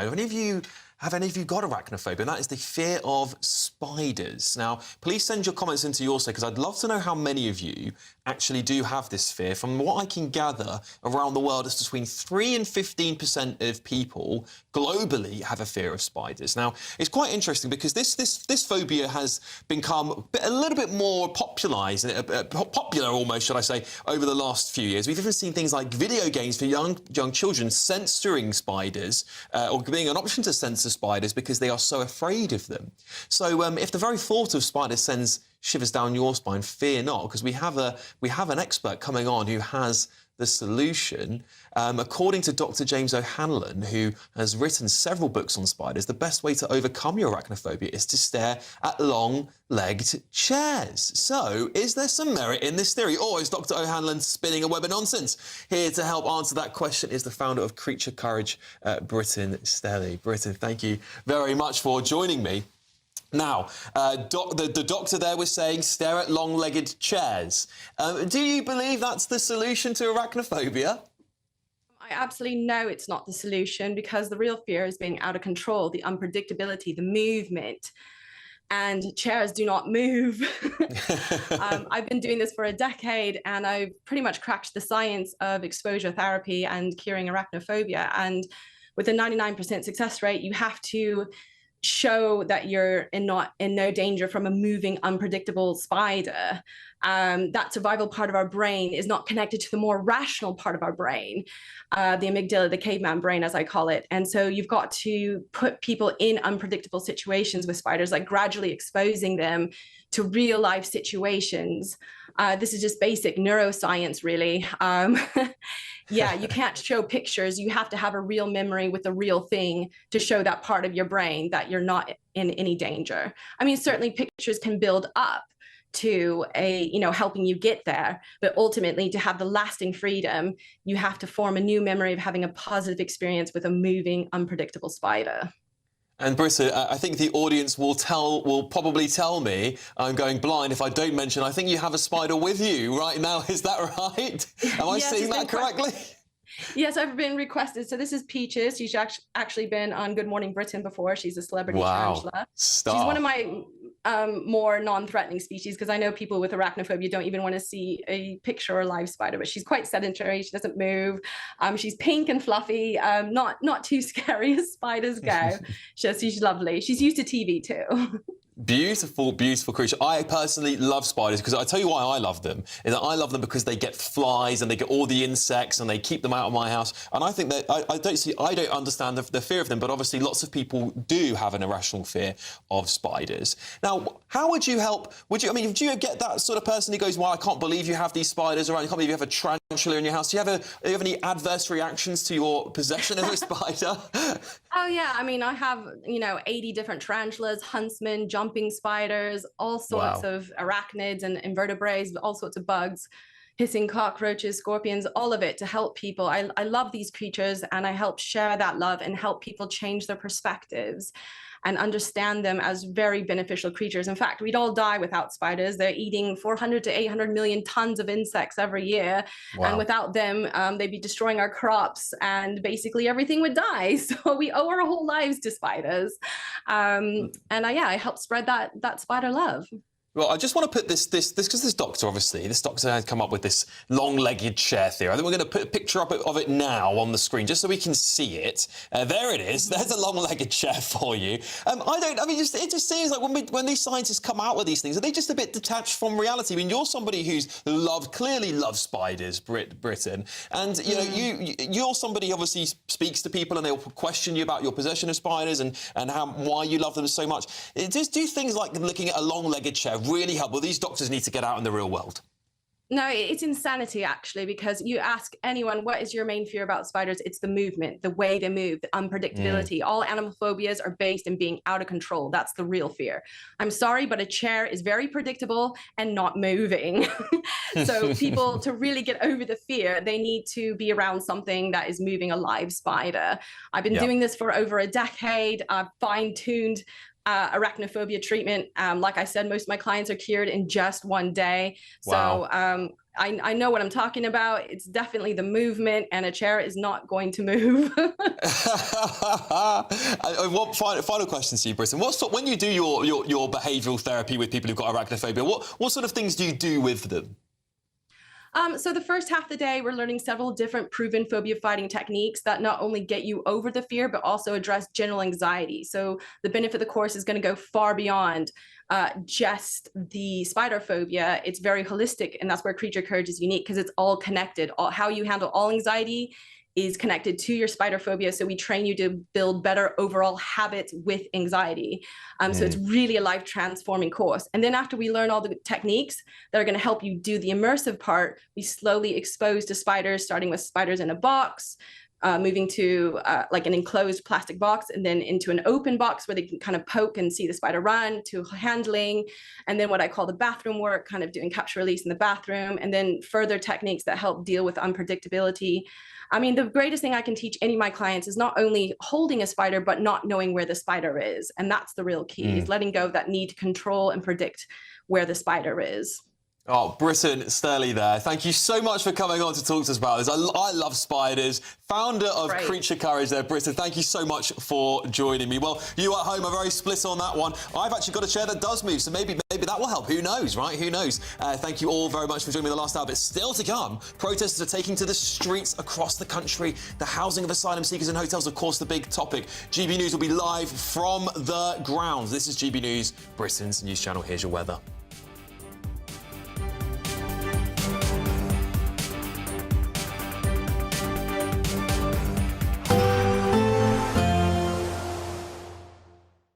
Expect warm spells with the odd rude interruption. Boxed Boilers sponsors the weather on GB News.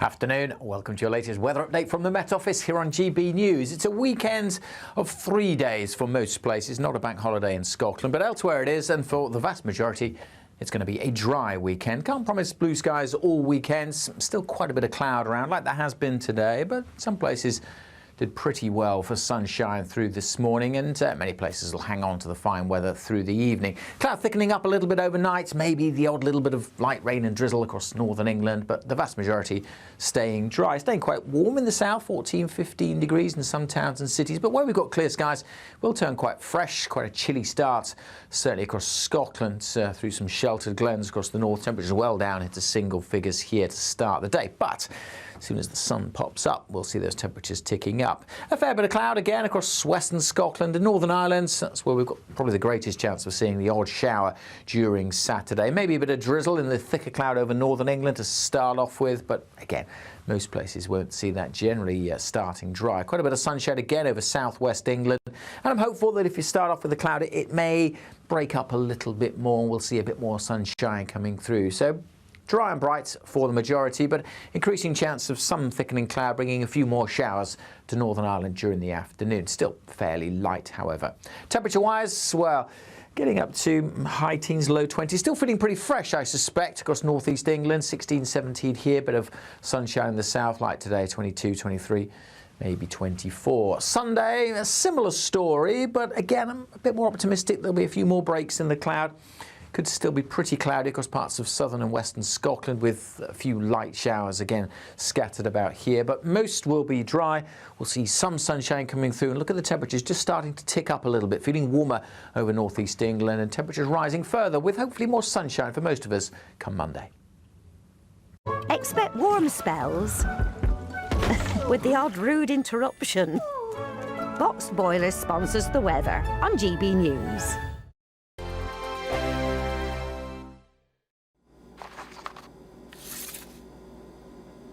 Crash Law 24 sponsors GB News Traffic and Travel Report. Good afternoon. This is the latest AI travel news from gbnews.com. On the M42 southbound between junction 5 and 4, a collision has closed 2 lanes, causing 40-minute delays. In Suffolk, a vehicle left the A11 northbound between the A14 and A1065, closing 1 lane. The M4 eastbound between junction 29 Castleton and 28 Tredegar Park has lanes closed due to an incident. In West Sussex, congestion persists on the A27 westbound between A285 Chichester and A259 Chichester East, causing 10-minute delays. And on the trains, taxis replace services between Bourne End and Marlow, with disruptions in Gloucester. For more travel news, go to gbnews.com. Crash Law 24 sponsors GB News Traffic and Travel Report. What does it feel like to be a Great British Giveaway winner? That's a big surprise. Oh my God, I'm going to cry. Do you know what? I've never won anything like this in my life. Oh my God, this is amazing. That is absolutely fantastic. We're over the moon. Yes, that is fantastic. You know, you have no idea how much I needed it. Oh my goodness. You've won £54,321. Please don't joke. This would change my life. Oh, thank you so much. I was gobsmacked. Thank you, GB News. I'd say don't hesitate, do it. If you're not in it, you've got no chance of winning it. Thank you. You weren't expecting to get that call today, were you? No, I wasn't. You really could be our next big winner. Head over to gbnews.com/win now to find out how and get your entry for the Great British Giveaway. Great prizes, even greater wins. Welcome back to Britain's Newsroom with Andrew and Beth. Hello everyone, Patrick Christie is here. I'm Michelle Duke, Britain's News Channel. Access the stories that matter to you. Take the GB News family with you on any device. And as long as you have an internet connection, tune in to GB News anywhere on the planet or beyond. GB News, the People's Channel, Britain's News Channel. You've read the headlines, you've heard what those in power have to say. How about now we actually get to the truth? They would pay attention. We go beyond the political theatre and tell you what's really going on behind the scenes. For a massive council tax hike, one of the biggest in the UK. Others follow their lines, but we go off script. You sound like a broken record, you say that week after week. Cutting through the narratives and giving you unique perspectives. That's Ben Leo tonight, Saturdays and Sundays from 9 p.m. on GB News, Britain's news channel.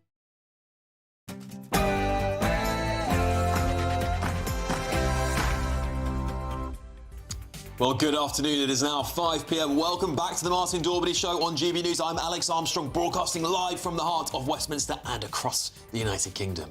Let's start with the fact that the government will fight the closure of the Epping Migrant Hotel. They've taken the first steps to appeal the High Court's ruling, banning asylum seekers from being housed there. Well, Epping Tory councillor Holly Whitbread says she's furious with the government. Incredibly disappointing and frustrating news. Obviously, it felt like a victory for common sense on Tuesday when we got the High Court ruling. Yes, but Security Minister Dan Jarvis says Labour is just clearing up the mess of the Tories. We've made a commitment that we will close all of the asylum hotels by the end of this Parliament, but we need to do that in a managed and ordered way. And hundreds of locals will gather across the country tonight protesting against asylum hotels. And as more strike action is planned by rail and NHS workers, we're asking, is Britain broken? Lucy Connelly reportedly meets with the Trump administration officials tomorrow to speak about the state of free speech in Britain. And on top of that, any moment now, we'll be crossing live to Washington, D.C. as Donald Trump, the United States president, is expected to make a mystery announcement.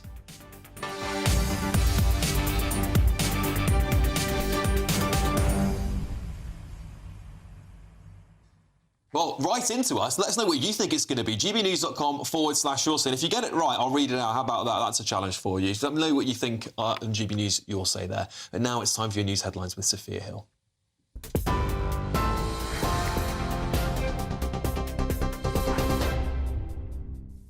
Alex, thank you. Very good afternoon. It's just gone 5 o'clock. These are your latest headlines. Top story this afternoon, Somani Hotels, the owner of the Bell Hotel in Epping and the Home Office, will seek to appeal against the High Court's refusal to allow it to intervene in the case of a hotel used to house asylum seekers in Epping. Shadow Home Secretary Chris Philp has condemned the Home Office's decision, calling it completely wrong. His comments come ahead of expected protests outside hotels being used to house asylum seekers in temporary accommodation over the next few days. New figures reveal that more than 32,000 asylum seekers are currently living in hotels, an 8% increase since Labour's first year in power. Security Minister Dan Jarvis, who made the announcement, has spoken on the news. This government will close all asylum hotels and we will clear up the mess that we inherited from the previous government. We've made a commitment that we will close all of the asylum hotels by the end of this Parliament, but we need to do that in a managed and ordered way, and that's why we'll appeal this decision. Police in London have arrested more than 100 people and seized dozens of weapons in a major operation aimed at preventing a repeat of the serious violence at the Hill Carnival last year. Multiple police units, including some arms officers, seized 11 firearms and more than 40 knives. Along with the 100 arrests, some 266 people now either have police bail or probation licence conditions, banning them from turning up at the West London Carnival. At last year's Carnival, 2 people were killed and 349 were arrested. This year, the Met will deploy live facial recognition cameras on all routes in and out of the event in a bid to identify and intercept those suspected of posing a risk to public safety. TikTok is set to cut hundreds of UK jobs as it restructures its trust and safety teams, shifting more content moderation to artificial intelligence. The video sharing app said it was concentrating our operations in fewer locations globally. Plans for a global restructure will involve jobs in the UK, as well as South and Southeast Asia. It is understood that several hundred jobs will be impacted in the UK, where it currently employs more than 2,500 staff members. Benjamin Netanyahu says that the IPC have ignored recent humanitarian steps by Israel in Gaza amid their declaration of a famine in Gaza City. The UN-backed food security body warns that more than 500,000 people face starvation, destitution and death under catastrophic conditions. The Israeli Prime Minister says their report is an outright lie and insists that Israel has a policy of preventing starvation. It comes as Mr Netanyahu confirms that Israel will resume negotiations with the terror group Hamas for the release of all hostages captured during the October 7th attacks. But its military will continue its Gaza City offensive despite international outcry. Scientists have discovered a new species of dinosaur which had an eye-catching sail along its back and tail, which might have been used to attract mates. The new dinosaur, whose fossils were found on the Isle of Wight, was identified by PhD student at the University of Portsmouth and the Natural History Museum, Jeremy Lockwood. It's been named after sailor Dame Ellen MacArthur, who also comes from the Isle of Wight. Those are the latest GB News headlines for now. More from me in just under half an hour. Cheers Britannia Wine Club proudly sponsors the GB News Financial Report. Here's a quick snapshot of today's markets. The pound will buy you $1.353 and €1.154.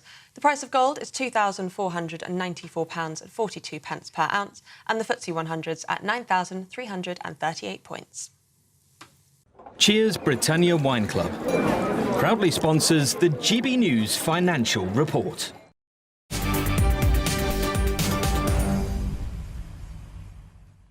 Well, we're going to start this segment with a breaking news from earlier this afternoon. That is that the government has taken the first step in appealing the High Court ruling to shut down a migrant hotel in Essex. Well, the Home Office is seeking permission to intervene in the case, which, if granted, will allow it to appeal the interim judgment handed down last week. Security Minister Dan Jarvis spoke to reporters earlier. This government will close all asylum hotels and we will clear up the mess that we inherited from the previous government. We've made a commitment that we will close all of the asylum hotels by the end of this Parliament, but we need to do that in a managed and ordered way, and that's why we'll appeal this decision.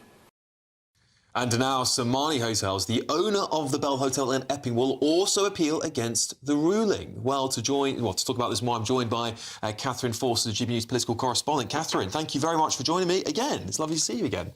Look, so if the government does get to intervene in this case, I know we had a lawyer on earlier, Stephen Barrett, who was going to make some very good points that they're trying to get involved. This actually isn't their case and they're not a party in it, but if they do get this appeal granted to them so they can get involved, it looks like they'll be able to at least perhaps be able to stop some of this. But however, if they do, what's the consequences, at least politically, for the Labour Party on this end? Because, this has been councils up and down the country. We've had, 9 Labour councils have said that they're going to put appeals into their hotels.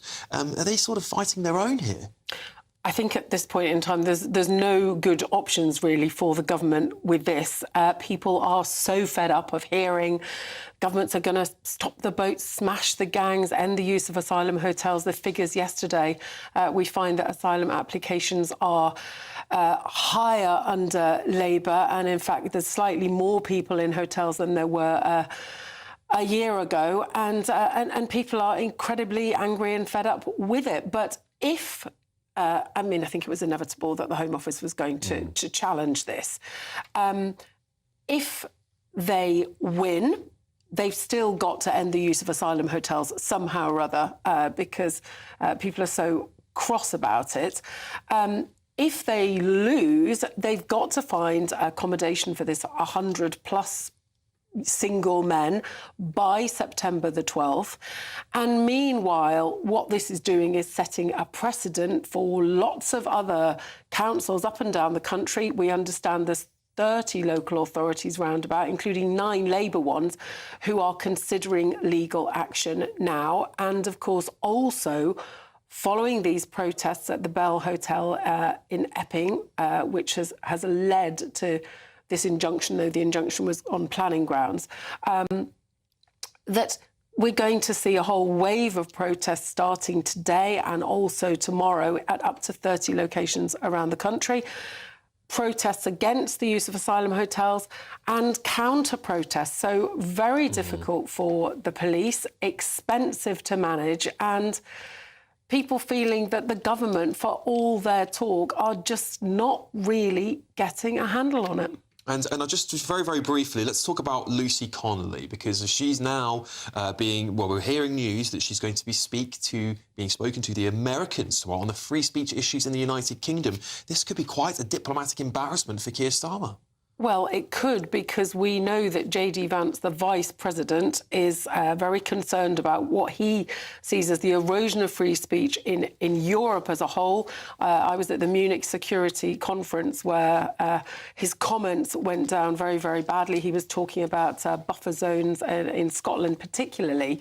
They have obviously got their eye on Britain and they are not happy with what they are seeing. Now, the Prime Minister has been questioned on this and he's been very firm, and he's said we have a great tradition of free speech in this country and, we will cherish it and uphold it. But of course, there's very different views with Lucy Connelly, because she did put out a tweet which was horrendous. She went to jail. Many people think that was excessive, but she did plead guilty to inciting violence. And now she's out, and there'll be plenty of people that think, quite right, she should have gone to jail. But there'll be others that think that it was disproportionate, that the fact that she had said, she talked about burning down migrant hotels, but she'd said, for all I care, that perhaps that was rhetorical. And obviously she's going to be talking to people in Washington. You imagine that she's going to have a pretty dim view of her treatment. Yes, I believe we're hearing the latest that Lucy Connelly has said that she was held a political prisoner by Keir Starmer. So she's pointing the finger directly at the Prime Minister there. So just to repeat that there, Lucy Connelly is suggesting that she was held political prisoner by Keir Starmer. In her latest comments now, she's, of course, out of prison. She's speaking freely. And let's go over to sort of compare that with what JD Vance has been talking about, because he was out tweeting not that long ago. This big social media influencer in the United States had been blocked. I think on X had his account removed, and JD Vance tweeted saying, listen, this account here has constantly criticised me. This man is quite famously criticising me and my wife and my family and everybody. However, I'll die for his right to be able to say what he says. Is there a sense that Britain, particularly perhaps amongst the Americans, that we treat free speech as a little bit of like a bit of a draconian tool, perhaps, to use on the public when we have sort of moved into this Orwellian nightmare? And JD Vance thinks that actually free speech should be free and that we should have this sort of a constitutional agreement, perhaps. I know some are even suggesting we should have a constitution here, First Amendment. But JD Vance perhaps being a little bit more on the side of the Liberal argument on this. Well, yes, and some of them think there's evidence of sort of two-tiered justice because of the case of the local Labour councillor who made a throat-slitting gesture. The difference was that he chose to plead not guilty, so it was, in fact, a different thing. But you can see how people could look at them side by side and think that there's one rule for somebody on the right and another rule for somebody on the left. Look, this is difficult. I mean, I was at a free speech event chaired by Nigel Farage in Parliament a few weeks ago with a number of Republican congressmen. I interviewed them after about free speech, and they were talking about the Online Safety Act. But, you know, this stuff is hard. The Online Safety Act, there is a duty to try to keep children safe. And also there's plenty of people in America that say, well, it's a bit rich coming from Trump in that Trump has controlled, basically has blocked certain press organisations from having access in the Oval Office, in the White House. You know, they've cut out certain outlets. So there's plenty of people think that there's issues with free speech in America, whatever. Plenty of people on the right in the States think that we have a problem. Yeah, and I hear some universities are being challenged with their free speech as well. So yeah, you may very well be right there, Catherine. But let's get more reaction on this latest statement from Lucy Connelly, speaking to the Telegraph. She said, "I was Starmer's political prisoner." I'm going to be joined now by former Labour Minister Bill Rammell. Bill, bear with me just a second. So we've got a lot more coming up here, of course. Bill, here we are. We've got Bill now. Thank you, Bill. This statement here from Lucy Connelly saying that she is a political prisoner by Sir Keir Starmer, the Prime Minister. It's quite a politically charged statement there. Do you think there's any credence to that? No, it's utterly untrue. I mean, firstly, there is rightly a separation of power between the courts and the government, and this was a court decision. It was incitement to violence by Lucy Connelly. She pleaded guilty to the most serious offence. After she was investigated, she put out on social media that she was going to play the mental health card, you know, really demonstrating intent in what she was doing. She refused, and I've read the transcript of the appeal that she undertook. She refused to undertake what's called a Newton hearing because she didn't believe she would be a credible witness. And at the end of the appeal court, the judges in their conclusions said her testimony was incredible. That's what judges say when they believe someone is lying. So, you know, she most certainly was not a political prisoner. She was rightly dealt with by the courts because of deliberate incitement to violence. OK, Bill, I just want to pick you up on this separation of powers thing, because this has been something that has been debated about a lot on the internet now. And many people pointing to Keir Starmer's statements during and after the riots. So he was using language like the far right when it came to some of the rioting, some of the protesting. And many people then pointing to say, well, he made a political statement about the courts being open in the same breath. So is this separation of powers as clear and separate as it should be? Or do we really need to have a look and say, actually, the Prime Minister shouldn't be making statements about the way the courts are run while he's in political office? Prime Ministers down the ages have made statements about the operation of the court system and the need for punishment. that it is absolutely explicit in statute and law that judges, juries make decisions about whether or not people are guilty of particular offences and the sentences that are handed out. The alternative view, and when I was in government, there were many judicial decisions that I was really concerned about, the government was concerned about, but we couldn't intervene and change them. But the alternative view that, the government is controlling the courts, that would require independently appointed judges and juries to be in some kind of conspiracy with the government, and that's just a nonsense. Yeah, Bill, let's go on to, because we talk about two-tier in this quite a lot. That's another word that's used quite often. And I guess the way in which that's phrased here is around Lucy Connelly's circumstances leading up to her case and of course, many other things that followed that, but including her appeal, her right to appeal denied, her bail denied. When we compare that, then this is what people are doing. They're comparing it to the Ricky Jones case, and many of those things were approved for him. People are saying that actually that's a result of two-tier. What do you make of those comments? Well, the Ricky Jones case, let me be clear, I thought that what Ricky Jones said at a demonstration was utterly abhorrent and unacceptable. But the reality is his case is different, and your commentator has just made this point. Lucy Connelly pleaded guilty to the offence of incitement. Ricky Jones pleaded not guilty. He took the case through the courts, and he was acquitted. And he was actually acquitted by the jury with just half an hour's deliberation.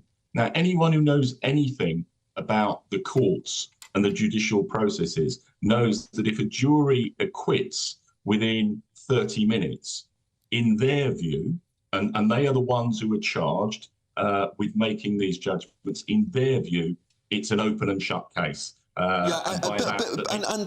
And Bill, I think this is really important, because it is that point there, isn't it? It's that the jury, a bunch of your peers, being the ones who make the final decision on you, seems to be the big differentiator, because perhaps the judge, or judges in some cases, are just out of touch with where the boundary should be on free speech. Maybe the judge should have looked at Lucy Connelly's case and gone, actually, I don't think this is a very severe sentence we've had. We've seen news reports the last few days of people who have committed far more heinous crimes, in my opinion, that got lesser sentences than Lucy Connelly. So is there a point to be made here that perhaps judges are out of touch first of all, the severity of the sentence they gave her, but also where the public are on free speech issues?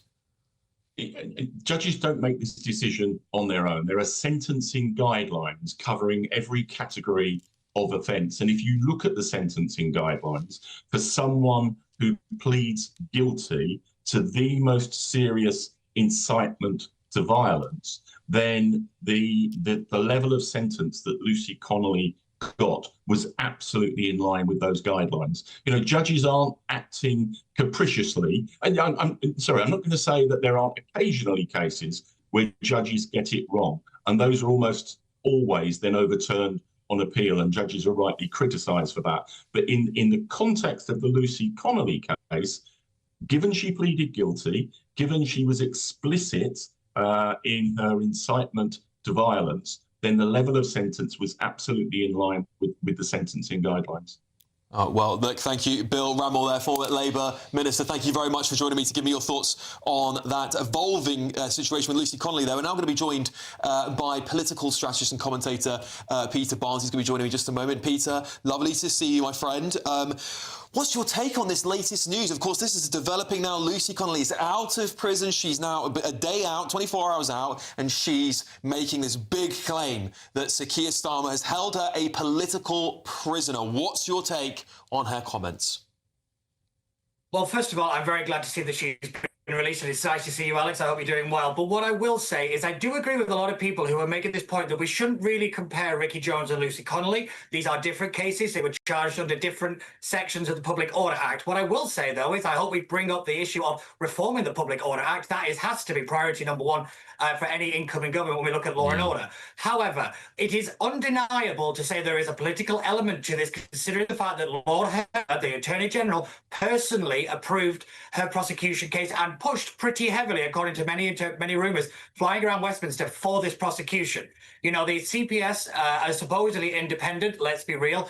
They are not immune to political influence. So we have to start asking these serious questions. So for people to say that there's no political element, it's just far-fetched nonsense. But if we're going to make the claim that she's a political prisoner, we have to come up with the receipts, and we've got to have the facts behind us, because my big fear is that this case is going to be used as a weapon to kind of prove this two-tier. Unfortunately, she pleaded guilty, and that came with all the consequences that it did. Let's not forget or kid ourselves here. She's been released on time. There is no movement by the government. There's no change in policy. There is no kind of pressure made by campaign groups or any of the sort. This was always the timeline to which she was due to be released. And we have to keep remembering that. So when people are celebrating this as some kind of win, I hate to break it to you, it's not really. But this is like you say, it's a developing story, and it's one that is going to be a persistent headache for the government, because it is kind of emblematic. It's the lightning rod of so many issues that we're seeing in the UK when it comes to this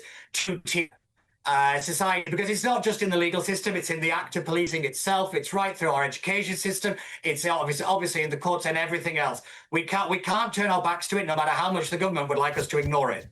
Yeah, Peter, let's talk about Lucy Connelly's saying she's preparing to meet the Trump administration over this, what she would call free speech crackdown.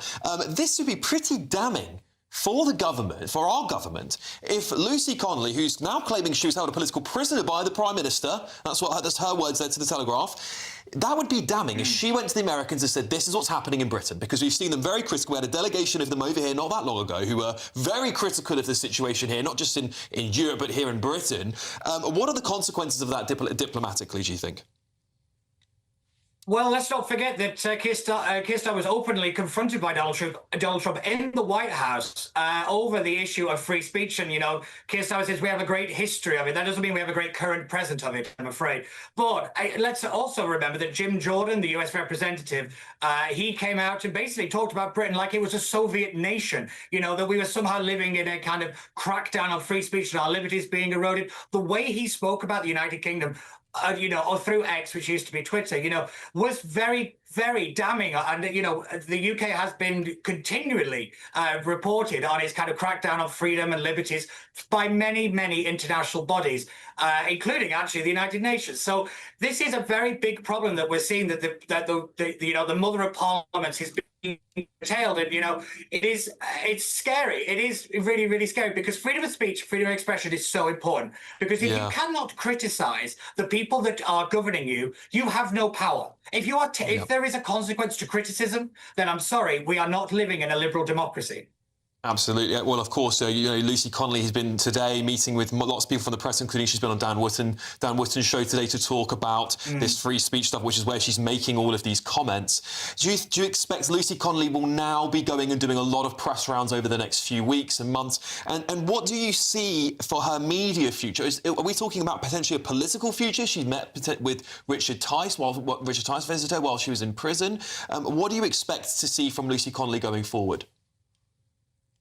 Well, I think she'll be spending time with her family. Let's not forget this had a dramatic toll on her 12-year-old daughter. I think her husband said they managed the best they could. Let's not forget, this is a family that has been torn apart. In terms of a kind of political future, I don't see her going away. I don't see her kind of backing down, given how ferociously she's come out of the gates, as it were, doing this interview and, the comments that she's making and meeting the Trump administration. She's not taking this lying down. Now, whether she has a formal political career, I don't know. A conviction and the kind of baggage that she comes with would make her very complex as a candidate for many political parties, including Reform. But I can see her being a kind of activist and campaigner, and I think she'd be a very formidable one, given, like I said, the way she's come out of the gates very quick, and she seems to know what she's doing.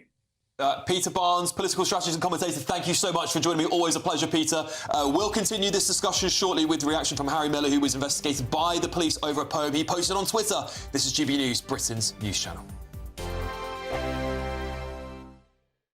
At GB News, we love to hear from you, our loyal community. So drop us a line at gbnews.com/yoursay. There you can talk to each other and also to the presenters live on air gbnews.com/yoursay, because GB News is your channel, Britain's news channel.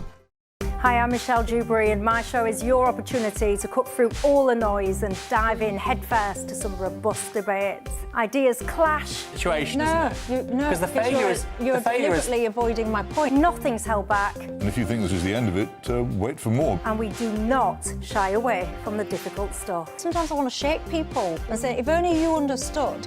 So join me on Dubes & Co. weeknights at 6 p.m. only on GB News, Britain's news channel. Join me, Nana Akwe, for an informative, interactive news programme with a difference. It's fun. No, he didn't say that, Dave. I'm so surprised. I think there's an element of truth to that. Join me from 3 p.m. every weekend, only on GB News, Britain's news channel. Good Afternoon Britain isn't just about us. The wonderful thing about this programme is it's about everyone watching. It's an interactive programme. Well, there absolutely is something to see here, and we're going to be talking about it more. Whether it's breaking royal news, please bring us up to date, or indeed a particularly punchy speech in the House of Commons. Very, very curious. We bring it to you live, and then we bring you live reaction as well. That's Good Afternoon Britain, weekdays from midday. Only on GB News, the People's Channel, Britain's news channel. In the GB Newsroom, we bring you the news as it happens. With our team of dedicated journalists across the UK, we're ready to keep you up to date with what's happening every half an hour, every single day. Bulletins here on GB News, the People's Channel, Britain's news channel. Mornings don't have to be tiresome, especially if you have the right company. Wake up to news as it happens, opinion and debate, and of course, a little bit of entertainment too. Because when the kettle's on, we're on. That's Breakfast on GB News, a show worth waking up for.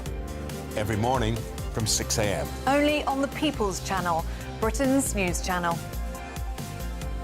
We'll spread the news, you spread the word.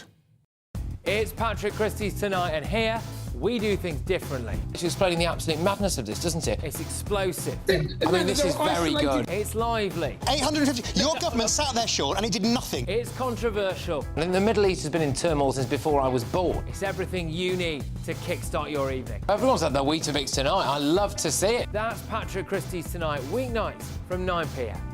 Only on GB News, the People's Channel, Britain's news channel.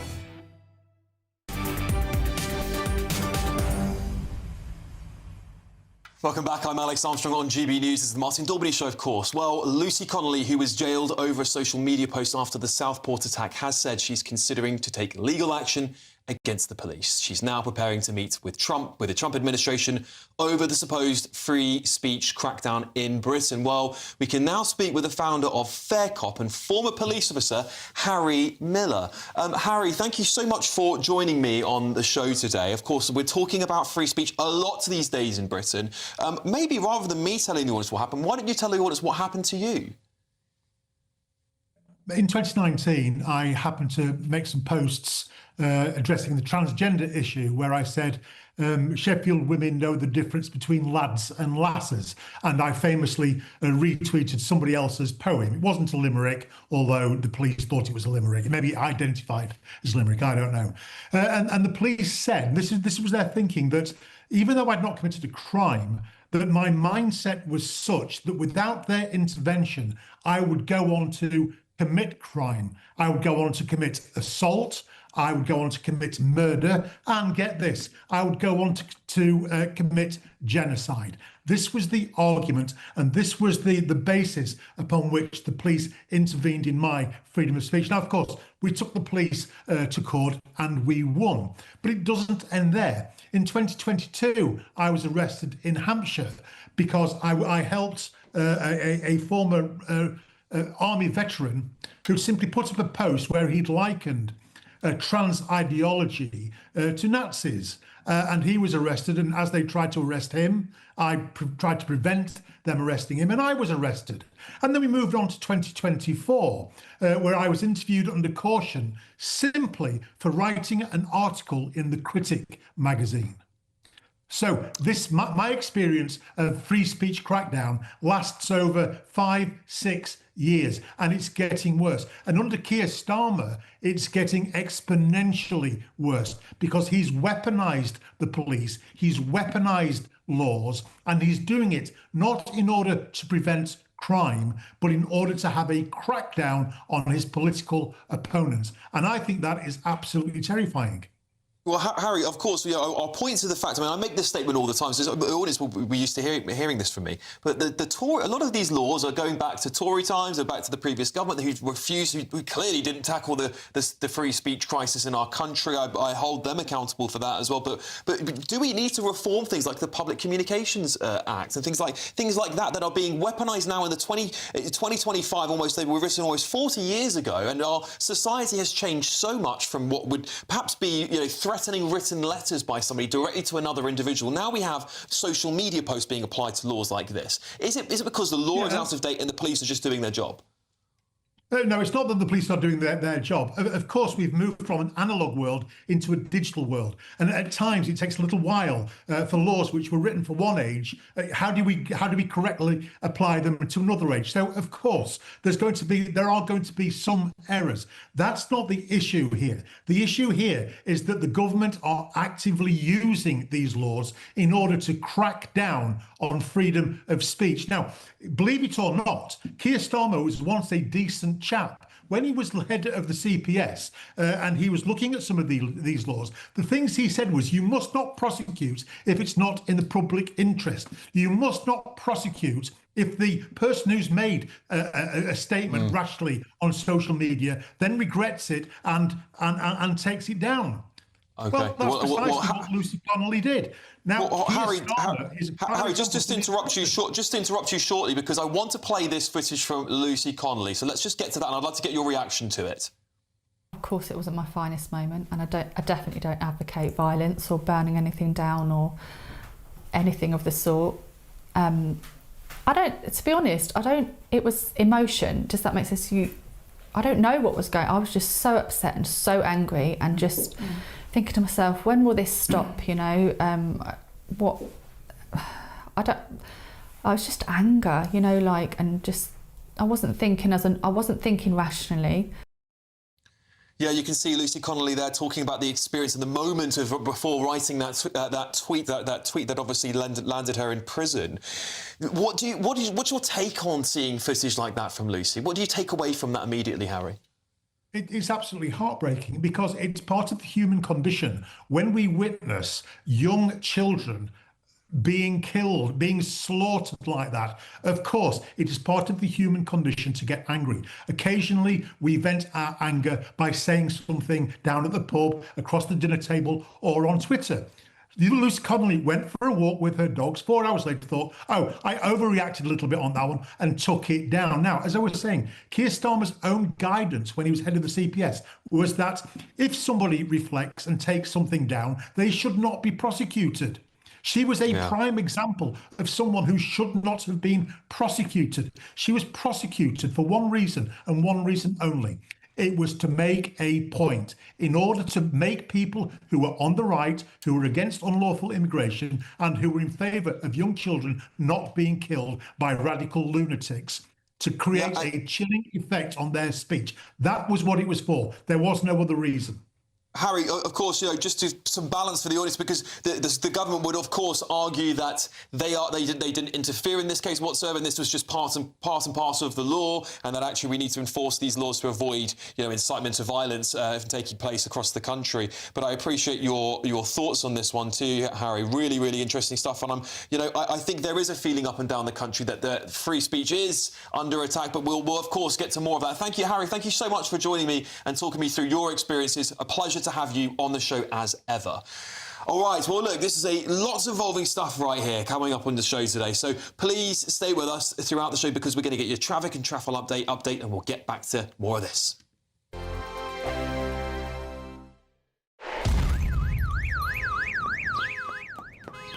Crash Law 24 sponsors GB News Traffic and Travel Report. Good afternoon, this is the latest AI travel news from gbnews.com.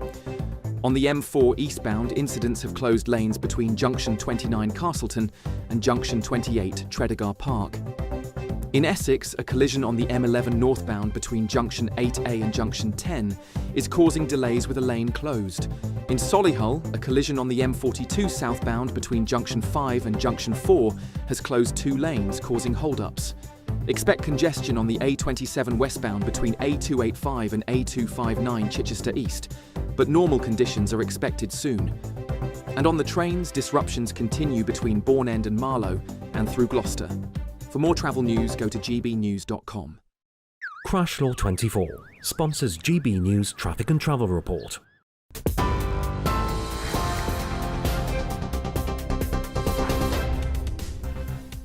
A very good afternoon. These are your latest headlines. Breaking in the last half hour, Lucy Connelly has accused Sir Keir Starmer of holding her as a political prisoner and says that it was bizarre that she had to spend more than a year behind bars. Speaking to The Telegraph, she said that she is considering legal action against the police following her release from prison for stirring up racial hatred against asylum seekers online. Somani Hotels, the owner of the Bell Hotel in Epping, will also appeal against a court order blocking the use of her hotel for accommodation for asylum seekers, along with the Home Office. Thousands of people living abroad will have their child benefits stopped as the government clamps down on people wrongly claiming the payment. Benjamin Netanyahu says the IPC have ignored recent humanitarian steps by Israel in Gaza amid their declaration of a famine in Gaza City. It comes as the UN-backed food security body warns that more than 500,000 people face starvation and death under catastrophic conditions. Those are the headlines for now. More news at the top of the hour. Tune into GB News Radio wherever you are, online, on DAB digital radio, on TuneIn, on Radio Player, and on your smart speaker. Just say, play GB News.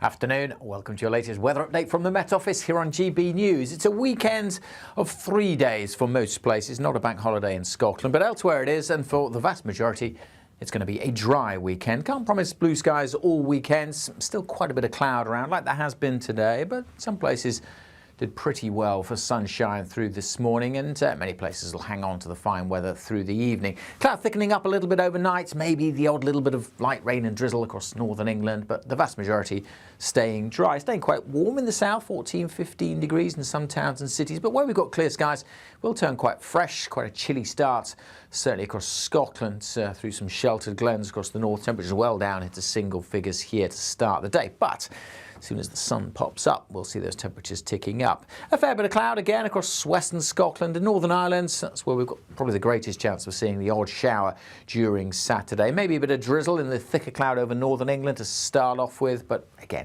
most places won't see that, generally starting dry. Quite a bit of sunshine again over southwest England, and I'm hopeful that if you start off with a cloud, it may break up a little bit more and we'll see a bit more sunshine coming through. So dry and bright for the majority, but increasing chance of some thickening cloud, bringing a few more showers to Northern Ireland during the afternoon. Still fairly light, however.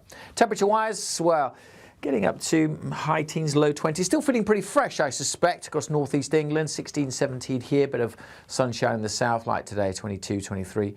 Maybe 24. Sunday, a similar story, but again, I'm a bit more optimistic. There'll be a few more breaks in the cloud.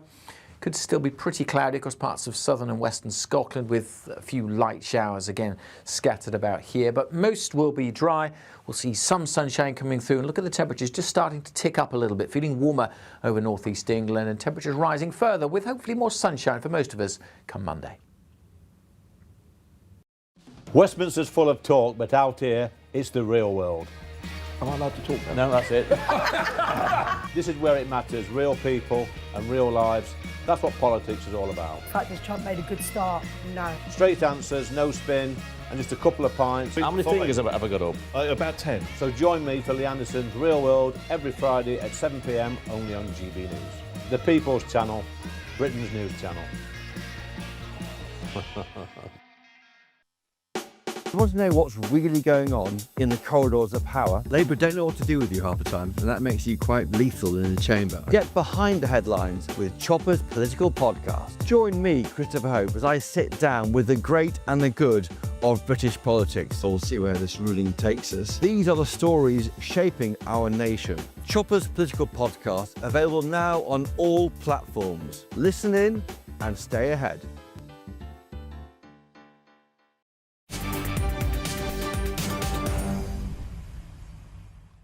Welcome back, everybody. Well, some of this latest news. Lucy Connelly, who was jailed over a social media post after the Southport attack, has said she is considering to take legal action against the police. She's now preparing to meet with the Trump administration over the supposed free speech crackdown in Britain. I'll get more reaction on this soon. But first, after the latest Home Office official figures revealed that over 32,000 asylum seekers are currently being housed in hotels across the UK, fresh protests are taking place up and down the country today and, of course, over the weekend. Well, we're going to go now to GB News reporter Jack Carson, who is at a protest in Wolverhampton. Jack Carson, over to you.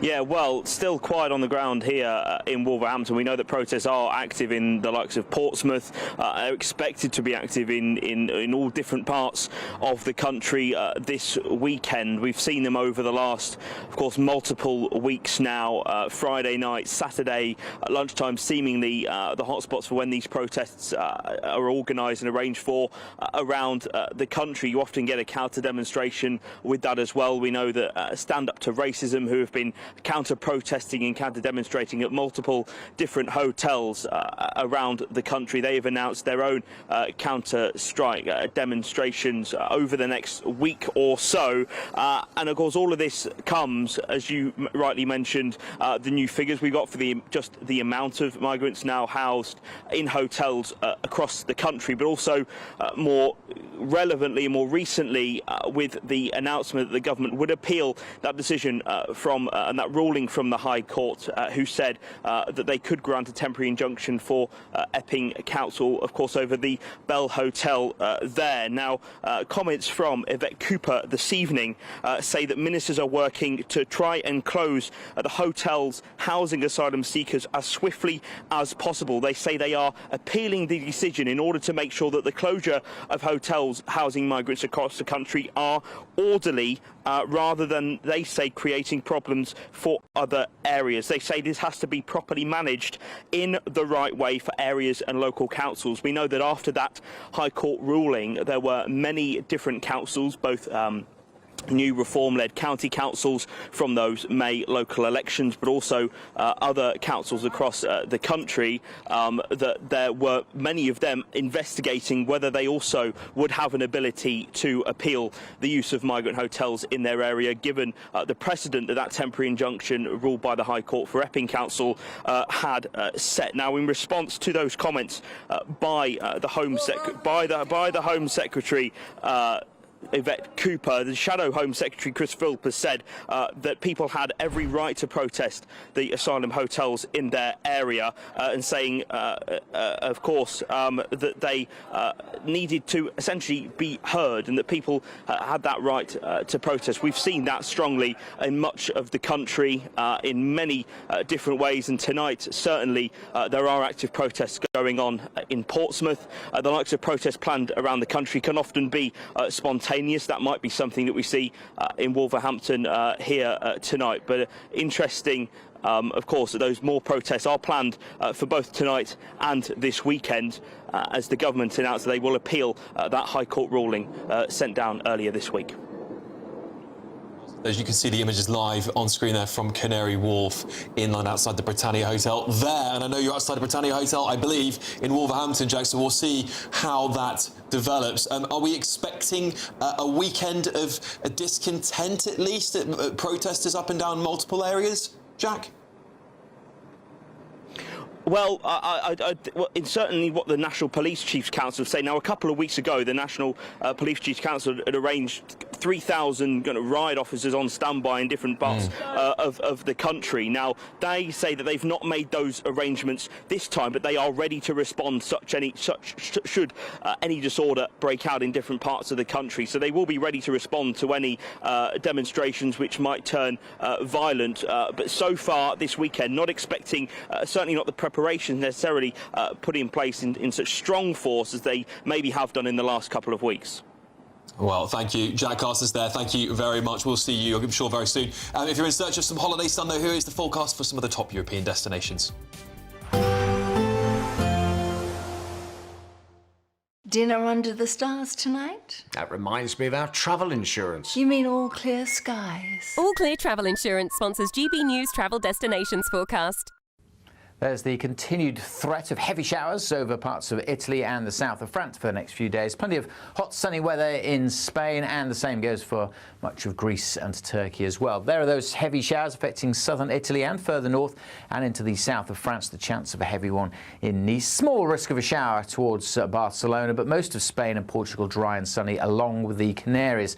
We'll hang on to the sunshine here, but a continued threat of showers in Barcelona and Nice into Monday.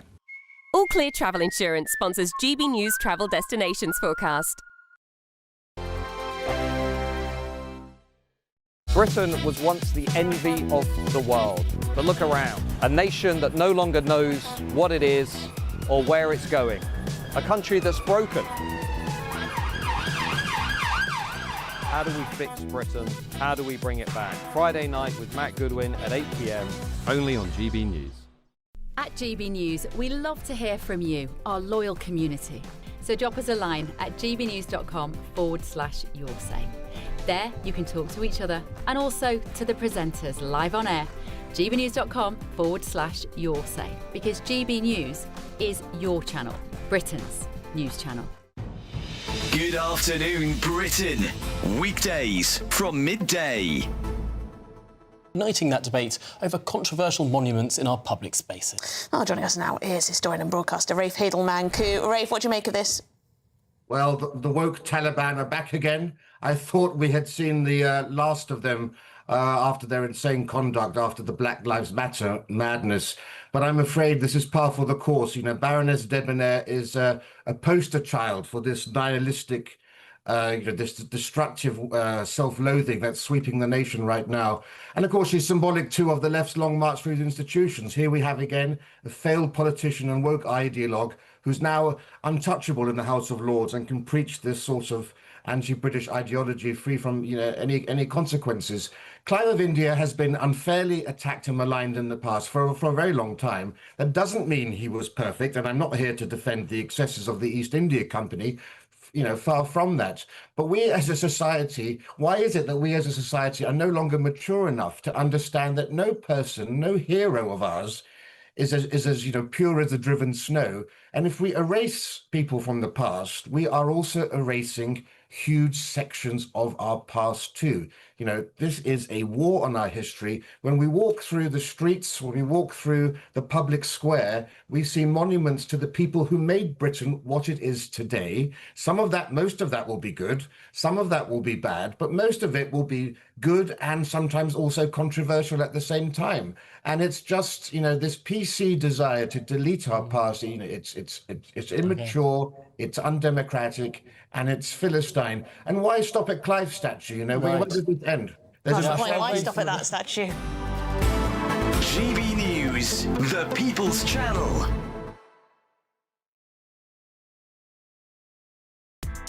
Join me, Nana Akweer, for an informative, interactive news programme with a difference. It's fun. No, he didn't say that, Dave. I'm so surprised. I think there's an element of truth to that. Join me from 3 p.m. every weekend, only on GB News, Britain's news channel.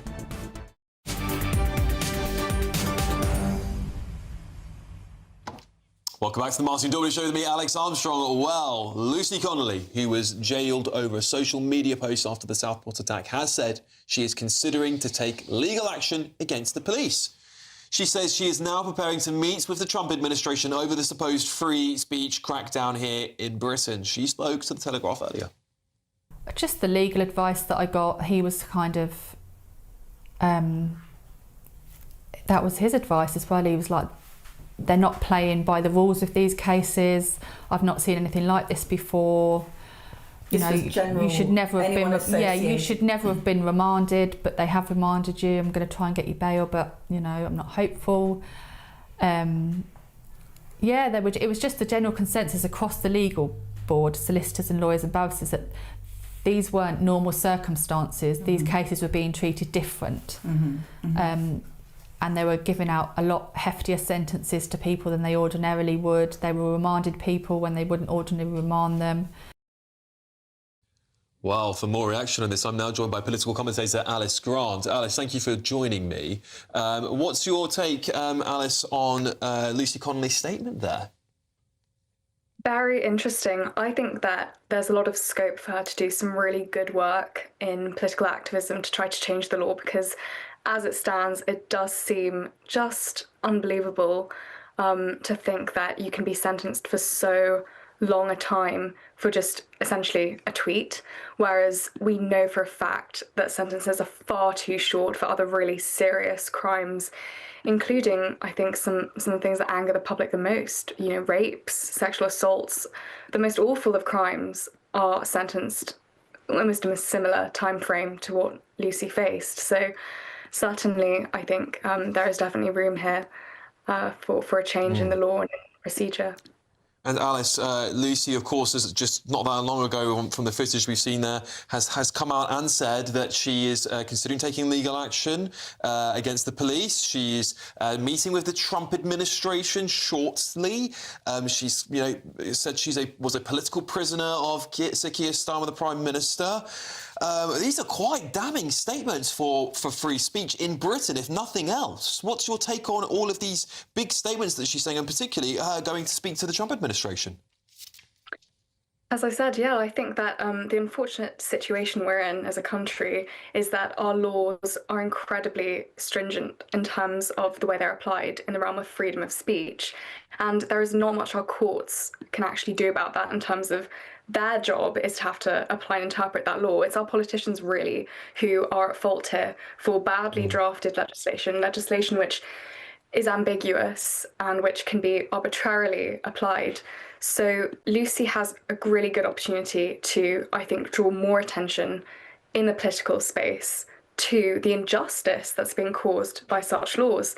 And I think another big issue is how can we live in a society which applies the ECHR articles, which are supposed to protect our freedoms in certain areas, but not in areas like freedom of speech. It just doesn't really make sense here. So, well, Alice, just very briefly, I mean, I guess many would say that the government are literally enforcing the law. The law is the law. Maybe it's the law that needs to change, and actually it's not the government's fault that the laws were written this way, perhaps. Maybe that's the way to look at it. But what's your very, very brief take on that?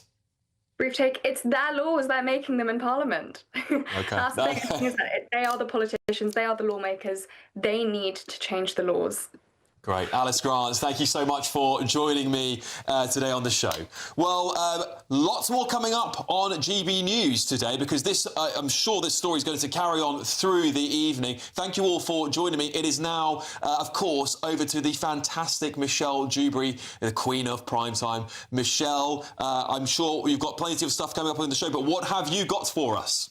Yes, indeed. Thank you. Great show, as always. Ladies and gents, I want you to get yourselves very comfortable tonight, because we need to have some robust discussion. I want to talk to you about the absolute state of this nation. I want to talk to you about the changing demographics and whether or not that should be a concern. And also Lucy Connelly giving her first interviews. She says, I am not a far-right thug. She says, in fact, actually, this far-right thing isn't even a thing. I've got Matthew Goodwin on the panel tonight. Grab yourself a drink. As I said, it is Friday. Dewberry Tavern will be opening, and I'll see you in a second.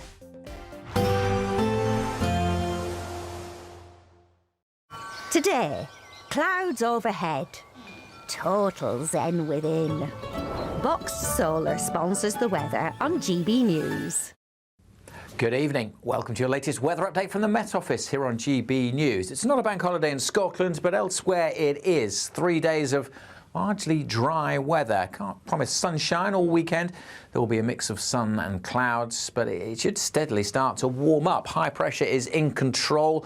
Trapped under that area of high pressure, there has been quite a bit of cloud, and still through this evening and overnight, big lumps of cloud, providing a little bit of drizzle here and there, but most places won't see that and stay dry. Some decent clear spells across South Wales, South West England, and some breaks in the cloud across northern Scotland, allowing temperatures well down into single figures here.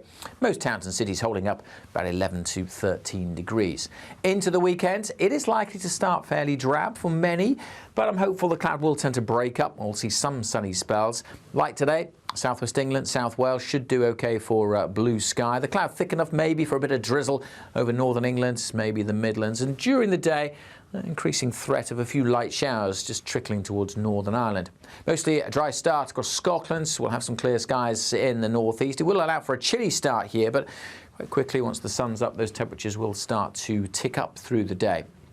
As we go through the day, not a great deal of change. I'm hopeful the cloud will break up a little bit more and we'll see some sunny spells. So dry and bright basically sums it up, but there will be a few showers coming into Northern Ireland during the afternoon. Later, they could drift into western Scotland. Temperature-wise, well, about average for the time of year for most, but still feeling quite cool, especially if it stays cloudy in northeast England, only 16 or 17 here. Bit of sunshine, we could see temperatures into the low 20s elsewhere. Sunday sees the threat of a few showers into western Scotland, but again, pretty well scattered. Most places will stay dry, and many places will see a bit more in the way of sunshine coming through. And as a result, temperatures just lifting by a little bit. And into Monday, even more optimistic for sunny skies for many and slightly warmer. Today, clouds overhead, total zen within. Box Solar sponsors the weather on GB News.